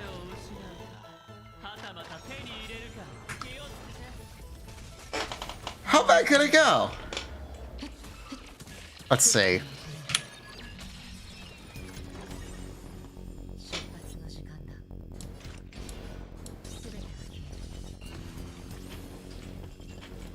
How bad could it go?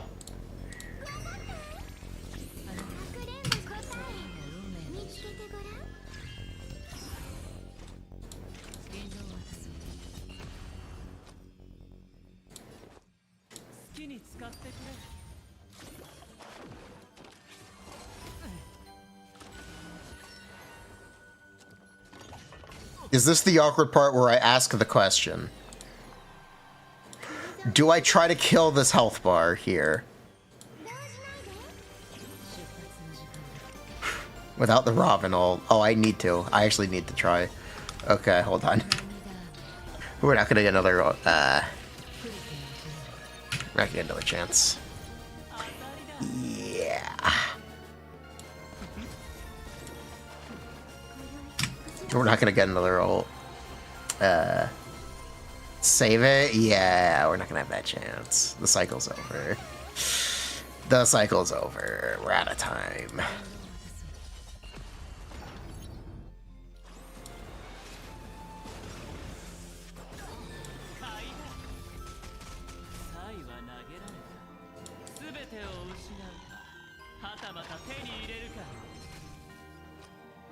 Yeah. We're out of time. We got 6 out of 9. Yep, 6 out of 9.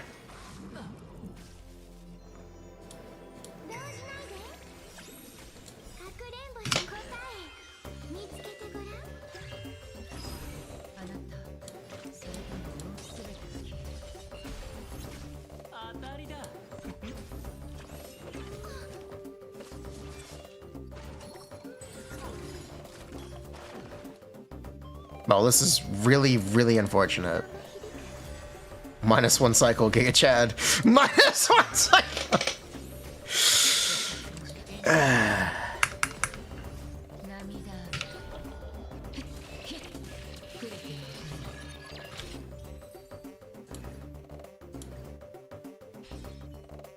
What if Sparkle instead of Robin? Sure.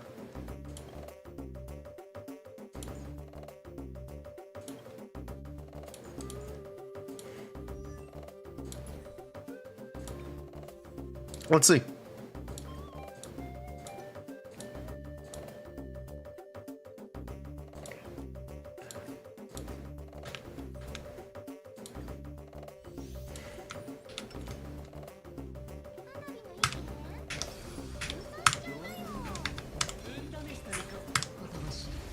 Zhao Chu clears.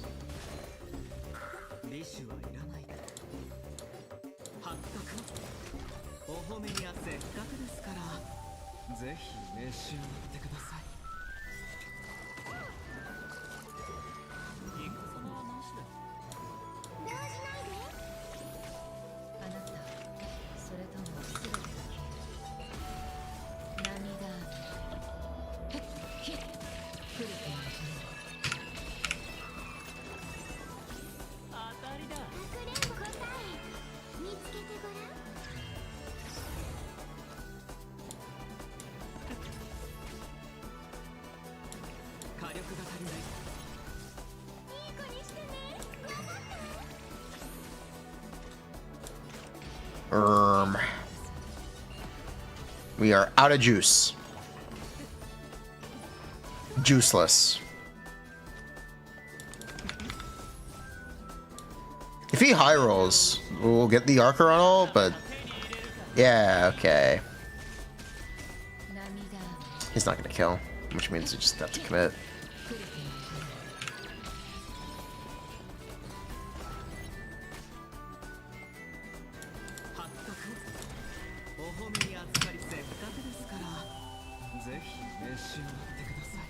Soup them.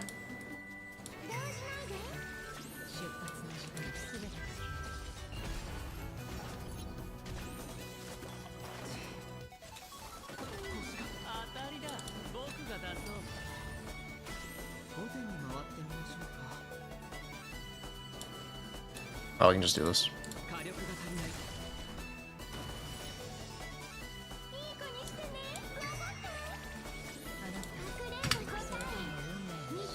We're still not getting another ult in the cycle.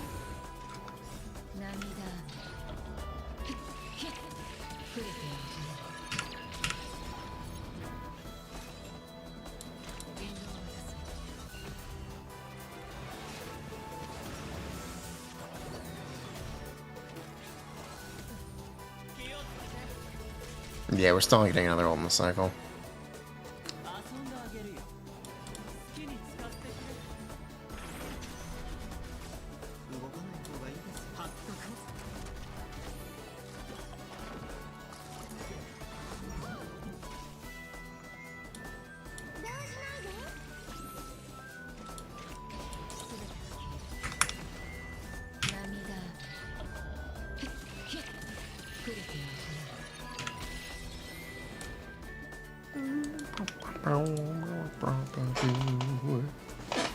Anyway, TLDR, yeah, my Acheron's not zero cycling.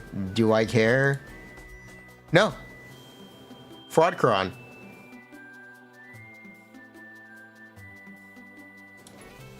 Oh well. No, just another Raiden. Is she E0E?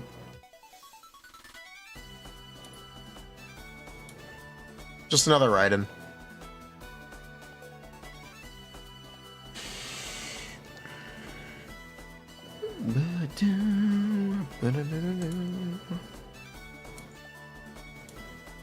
It'd be like that sometimes.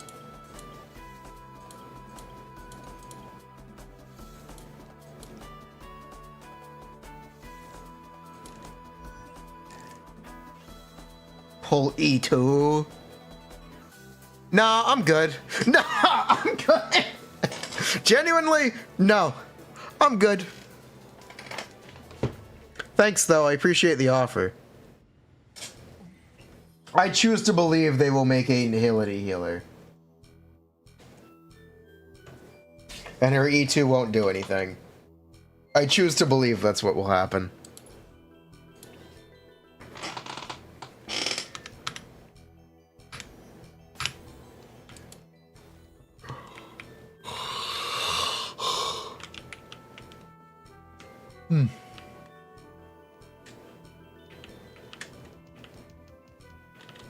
Way too for a character that's about to be phased out. About? Okay. Ugh.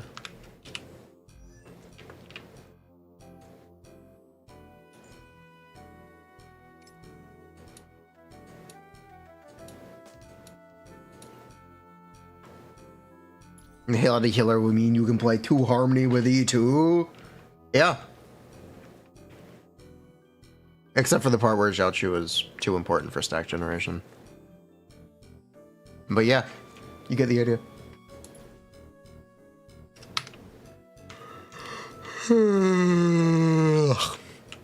Alright. That is gonna be the stream. Take care, chat.